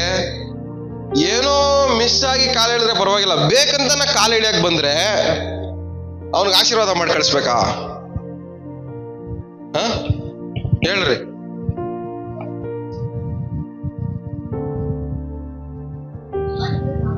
ನಾವು ಮಾಡೋದಲ್ಲ, ದೇವರೇ ಮಾಡ್ಬಿಡ್ತಾರೆ. ಯಾಕಂದ್ರೆ ದೇವ್ರ ಮಕ್ಕಳನ್ನ ಹಾಳು ಮಾಡಕ್ಕೆ ಯಾರಿಗೂ ಅಧಿಕಾರ ಇಲ್ಲ, ಸೈತಾನ್ಗೂ ಅಧಿಕಾರ ಇಲ್ಲ ದೇವ್ರ ಮಕ್ಕಳನ್ನ ಹಾಳು ಮಾಡಕ್ಕೆ. ಇವಾಗ ಸೈತಾನಿಂದ ದೇವ್ರು ನಿಮ್ಮನ್ನ ಏನು ಕಾಪಾಡ್ತಾರೆ ಹೇಳಿ? ಸೈತಾನ್ ಬಂದ್ರೆ ಏನ್ ಮಾಡ್ತಾನೆ? ಹಾಳು ಮಾಡ್ತಾನೆ, ಕದ್ಕೊಂತಾನೆ. ಅದರಿಂದ ದೇವ್ರು ಏನ್ ಮಾಡ್ತಾ ಇದಾರೆ? ನಿಮ್ಮನ್ನ ಕಾಪಾಡ್ತಾ ಇದಾರೆ. ಕಾಪಾಡೋದು ಮಾತ್ರ ಅಲ್ಲ, ಸೈತಾನ್ ಮೇಲೆ ದೇವ್ರು ಏನ್ ಮಾಡಿದ್ರೆ ನಿಮಗೆ ಅಧಿಕಾರ ಕೊಟ್ಟಿದ್ದಾರೆ. ನಿಮ್ಮ ಹತ್ರ ಕದ್ಕೊಳ್ಳೋನ್ನ ಹಾಳು ಮಾಡ್ಕೊಳ್ಳೋನ್ನ ಓಡ್ಸಕ್ಕೆ ದೇವ್ರು ಏನ್ ಮಾಡಿದ್ದಾರೆ? ನಿಮಗೆ ಅಧಿಕಾರ ಕೊಟ್ಟಿದ್ದಾರೆ. ನಿಮ್ಮ ಹತ್ರ ಕದ್ಕೊಳ್ಳೋನ್ನ ಹಾಳು ಮಾಡ್ಕೊಳ್ಳೋನ್ನ ಮಾಡೋದ್ರಿಂದ ಓಡ್ಸೋದ್ರನ್ನ ಅಧಿಕಾರ ಕೊಟ್ಟ ಮೇಲೆ ಅವನ ಹತ್ರ ಇಂದ ಅವ್ನು ಬಂದು ನಿಮ್ಮನ್ನ ಕದ್ಕೊಳ್ಳಕ್ಕೆ ಹಾಳು ಮಾಡ್ಕೊಳ್ಳಕ್ಕೆ ದೇವ್ರ ಅನುಮತಿ ಕೊಡ್ತಾರ? ಅವನ್ನ ಓಡ್ಸಕ್ ಅಧಿಕಾರ ಕೊಟ್ಟ ಮೇಲೆ ಅವ್ನ ನಮ್ಮ ಹತ್ರ ಬಂದು ಕದ್ಕೊಳಕ್ ದೇವ್ರ ಅನುಮತಿ ಕೊಡ್ತಾರ? ಕೊಡಲ್ಲ. It is out of the law. ಆ ರೂಲ್ಸ್ ಆಪೋಸಿಟ್ ಆಗಿ ನಡೀತಾ ಇದೆ ನಮ್ಮ ಲೈಫಲ್ಲಿ. ಇದೆಲ್ಲ ಯಾವಾಗ ಗೊತ್ತಾಗುತ್ತೆ ಹೇಳ್ರಿ ನಮ್ಗೆ? ದೇವ್ರ ಸ್ವರವನ್ನ ಕೇಳಿಸ್ಕೊಳ್ಳಾಗ ಮಾತ್ರನೇ ಯಾವ್ದು ಸತ್ಯ, ಯಾವ್ದು ಸುಳ್ಳು, ಯಾವ್ದನ್ನ ಫಾಲೋ ಮಾಡ್ತಾ ಇದೀವಿ, ಯಾವ್ದನ್ನ ಫಾಲೋ ಮಾಡ್ತಾ ಇಲ್ಲ, ನಮ್ಮ ಲೈಫಲ್ಲಿ ನಡೀತಾ ಇರೋ ನಿಜವಾಗ್ಲೂ ನಿಜಾನಾ ಇಲ್ಲ ಸುಳ್ಳ ಅನ್ನೋದು ನಮ್ಗೆ ಅವಾಗ ಮಾತ್ರನೇ ಅರ್ಥ ಆಗೋದು. ಮುಕ್ಕಾಲ್ ಭಾಗ ನಮ್ಮ ಲೈಫಲ್ಲಿ ನಡೀತಾ ಇರೋದೆಲ್ಲ ಸುಳ್ಳೆ. ದೇವರ ರೂಲ್ಸ್ಗೆ ಆಪೋಸಿಟ್ ಆಗಿರೋದೇ ನಡೀತಾ ಇರೋದು ನಮ್ಮ ಲೈಫಲ್ಲಿ. ನೀವೆಲ್ಲ ಯಾರಾಗಿದ್ದೀರಾ? ದೇವ್ರ ಮಕ್ಕಳಾಗಿದ್ದೀರಾ. ಇವತ್ತೊಂದು ಫೌಂಡೇಶನ್, ಇನ್ ಮೇಲೆ ಇನ್ನೊಂದು 3-4 ವಾರ ಇದೇ ಟಾಪಿಕ್ಗೆ ಹೋಗುತ್ತೆ, ಮಿಸ್ ಮಾಡ್ಕೊಬಿಡ್ರಿ. ನಾವು ಇದು ಮುಗಿಯೋಷ್ಟರಲ್ಲಿ ನಮ್ಮ ಕಿವಿ ಯಾವ್ದು ಟ್ಯೂನ್ ಆಗ್ಬೇಕು ಹೇಳ್ರಿ? ದೇವ್ರ ಸ್ವರವನ್ನ ಕೇಳಿಸ್ಕೊಳ್ಳೋಕೆ ನಮ್ಮ ಕಿವಿ ಏನಾಗ್ಬೇಕು? ಅಭ್ಯಾಸ ಆಗ್ಬಿಟ್ಟು ಟ್ರೈನ್ ಆಗ್ಬಿಡಬೇಕು. ಹಲ್ಲೆಲೂಯಾ. ಕಷ್ಟದ ಮಧ್ಯದಲ್ಲಿ, ಹಿಂಸೆ ಮಧ್ಯದಲ್ಲಿ, ನೋವಿನ ಮಧ್ಯದಲ್ಲಿ ಇದು ವಾಕ್ಯ ಏನ್ ಹೇಳುತ್ತೆ ಅನ್ನೋದು ನಮ್ಮ ಕಿವಿಗೆ ಬಿದ್ಬಿಟ್ರೆ ಆಟೋಮೆಟಿಕ್ ಬಿಡುಗಡೆ ಸ್ಟಾರ್ಟ್ ಆಗೋಗುತ್ತೆ. ಆದ್ರೆ ಇದು ನಮ್ಮ ಕಿವಿಗೆ ಬೀಳ್ದಿರಂಗೆ ಸೈತಾನ್ ಏನ್ ಮಾಡ್ತಾ ಇದ್ದಾನೆ? ಕೋಟೆಗಳನ್ನ ಕಟ್ಟಾಕಿ ನಮ್ಮನ್ನ ಎಮೋಷನ್ಸ್ ಮಾಡಿ ಎಮೋಷನಲ್ಲಿ ಕಟ್ಟಾಕಿ ಮೂಲೆಗಿಟ್ಟು ನಮ್ಮನ್ನ ದೇವ್ರ ಸ್ವರವನ್ನ ಕೇಳಿಸ್ಕೊಳ್ದ ರೀತಿಯಲ್ಲಿ ನಮ್ಮನ್ನ ಏನ್ ಮಾಡ್ಬಿಟ್ಟಿದ್ದಾನೆ? ನಮ್ಮನ್ನ ಬಂಧಿಸಿ ನಮ್ಮನ್ನ ಒಂಟರಿತನದಲ್ಲಿ ಇಟ್ಬಿಟ್ಟಿದ್ದಾನೆ. ಒಂಟಿತನದಲ್ಲಿ. ಇವತ್ತು ನಿಮ್ ಸುತ್ತಲೂ ಇರುವಂತ ಎಲ್ಲ ಕೋಟೆ ಕೊತ್ತಲುಗಳು ಯೇಸು ನಾಮದಲ್ಲಿ ಕಡಿಮೆ ಆಗಲಿ. ಹಲ್ಲೆಲೂಯಾ. ನಿಮ್ಮ ದೇವರ ಸ್ವರವನ್ನ ಕೇಳಿಸ್ಕೊಳ್ಳದ ರೀತಿಯಲ್ಲಿ ನಿಮ್ಮ ಸುತ್ತಲೂ ಇರುವಂತ ಎಲ್ಲ ಗೋಡೆಗಳು ಯೇಸು ನಾಮದಲ್ಲಿ ಕೆಡವಲ್ಪಡಲಿ. ಹಲ್ಲೆಲೂಯಾ. ಎಲ್ಲ ಕೆಡವಲ್ಪಡಲಿ. ಎಲ್ಲ ಬಾಬಿಟ್ಟು ಅರಿಕೆ ಮಾಡಿ, ಯೇಸು ನಾಮದಲ್ಲಿ ಎಲ್ಲ ಕೆಡವಲ್ಪಡಲಿ, ಎಲ್ಲ ಕೆಡವಲ್ಪಡಲಿ. ದಾವೀದ ಹೇಳ್ತಾನೆ, ದೇವ್ರೇ ನಿನ್ ವಾಯ್ಸ್ ಕೇಳಿಸ್ಕೊಂಡ್ರೆ, ನೀನ್ ಮಾತಾಡೋದನ್ನ ಕೇಳಿಸ್ಕೊಂಡ್ರೆ ನನ್ನ ಜೀವನ ಸಮಾಧಿ ಪಾಲ ಆಗಲ್ಲ. ಇವತ್ತು ನಾನು ದೇವ್ರ ವಾಯ್ಸ್ ಕೇಳಿಸ್ಕೊಳಕ್ ಸ್ಟಾರ್ಟ್ ಮಾಡಿದ್ರೆ ನನ್ನ ಜೀವನ ಸಮಾಧಿ ಪಾಲ ಆಗಲ್ಲ. ಇವತ್ತು ದೇವ್ರ ವಾಯ್ಸ್ ಕೇಳಿಸ್ಕೊಂಡ್ರೆ ಸಾಲದ ಪಾಲ ಆಗಲ್ಲ ನಿಮ್ ಲೈಫು. ನೀವು ದೇವ್ರ ವಾಯ್ಸ್ ಕೇಳಿಸ್ಕೊಂಡ್ರೆ ರೋಗದ ಪಾಲ ಆಗಲ್ಲ ನಿಮ್ ಲೈಫು. ದೇವ್ರ ವಾಯ್ಸ್ ನೀವು ಕೇಳಿಸ್ಕೊಂಡ್ರೆ ಅವಮಾನದ ಪಾಲು ನಿಮ್ ಲೈಫ್ ಆಗಲ್ಲ. ದೇವ್ರ ವಾಯ್ಸ್ ಕೇಳಿಸ್ಕೊಂಡ್ರೆ ನಾಚಿಕೆಯ ಪಾಲು ನಿಮ್ ಲೈಫ್ ಆಗಲ್ಲ. ದೇವ್ರ ವಾಯ್ಸ್ ಕೇಳಿಸ್ಕೊಂಡ್ರೆ ಕಣ್ಣೀರಿನ ಪಾಲು ನಿಮ್ ಲೈಫ್ ಆಗಲ್ಲ. ದೇವ್ರ ವಾಯ್ಸ್ ಕೇಳಿಸ್ಕೊಂಡ್ರೆ ನಷ್ಟದ ಪಾಲು ನಿಮ್ ಲೈಫ್ ಆಗಲ್ಲ. ಈ ಯಾವ್ದಕ್ಕೂ ನಿಮ್ ಲೈಫ್ ಪಾಲಾಗಲ್ಲ. ದೇವ್ರ ವಾಯ್ಸ್ ಕೇಳಿಸ್ಕೊಳ್ಳೋನು ಇದು ಯಾವುದಕ್ಕೂ ಪಾಲಾಗಲ್ಲ. ಹಲ್ಲೆಲೂಯಾ. ಇವತ್ತು ದೇವರ ವಾಯ್ಸ್ ಕೇಳಿಸ್ಕೊಳ್ಳಕ್ಕೆ, ದೇವರ ಸ್ವರವನ್ನ ಕೇಳಿಸ್ಕೊಳ್ಳಕ್ಕೆ ನಮ್ಮನೆ ನಾವು ದೇವ್ರಿಗೆ ಒಪ್ಪಿಸ್ಕೊಂಡು ನಾವಿರೋಂಥ ಜಾಗದಲ್ಲಿ ಎಲ್ಲ ಇದ್ದು ನಿಂತ್ಕೊಳ್ಳೋಣ. ದೇವರೇ ನಿನ್ನ ಸ್ವರವನ್ನ ಕೇಳಿಸ್ಕೊಂತೀನಿ ಸ್ವಾಮಿ, ನಿನ್ನ ವಾಯ್ಸ್ ಕೇಳಿಸ್ಕೊತೀನಿ. ಇವತ್ತು ನಮ್ಮ ಕಿವಿಯ ಸುತ್ತಲೂ ಇರುವಂತ ಎಲ್ಲ ಕೋಟೆ ಕೊತ್ತಲುಗಳನ್ನ ಕಡಿವೆ ಹಾಕೊಳ್ಳೋಣ ಯೇಸು ನಾಮದಲ್ಲಿ. ಯೇಸು ನಾಮದಲ್ಲಿ ಯಾವ್ದೆಲ್ಲ ನನ್ನ ಕಿವಿಗೆ ಬಿದ್ದು ನನ್ನ ಹಾಳು ಮಾಡ್ತಾ ಇದೆಯೋ, ಯಾವ್ದೆಲ್ಲ ನನ್ನ ಕಿವಿಗೆ ಬಿದ್ದು ನನ್ನ ಹಾಳು ಮಾಡ್ತಾ ಇದೆಯೋ, ಯಾವ್ದೆಲ್ಲ ನನ್ನ ಕಿವಿಗೆ ಬಿದ್ದು ನನ್ನ ನಾಶ ಪಡಿಸ್ತಾ ಇದೆಯೋ ಅದೆಲ್ಲವನ್ನ ಯೇಸು ನಾಮದಲ್ಲಿ ಕಡಿವೆ ಆಗ್ತಾ ಇದ್ದಾನೆ, ಕೆಡವಿ ಆಗ್ತಾ ಇದ್ದಾನೆ, ಕೆಡವಿ ಆಗ್ತಾ ಇದ್ದಾನೆ. ಯೇಸು ನಾಮದಲ್ಲಿ ಕೆಡವಿ ಆಗ್ತಾ ಇದ್ದಾನೆ. ಯೇಸು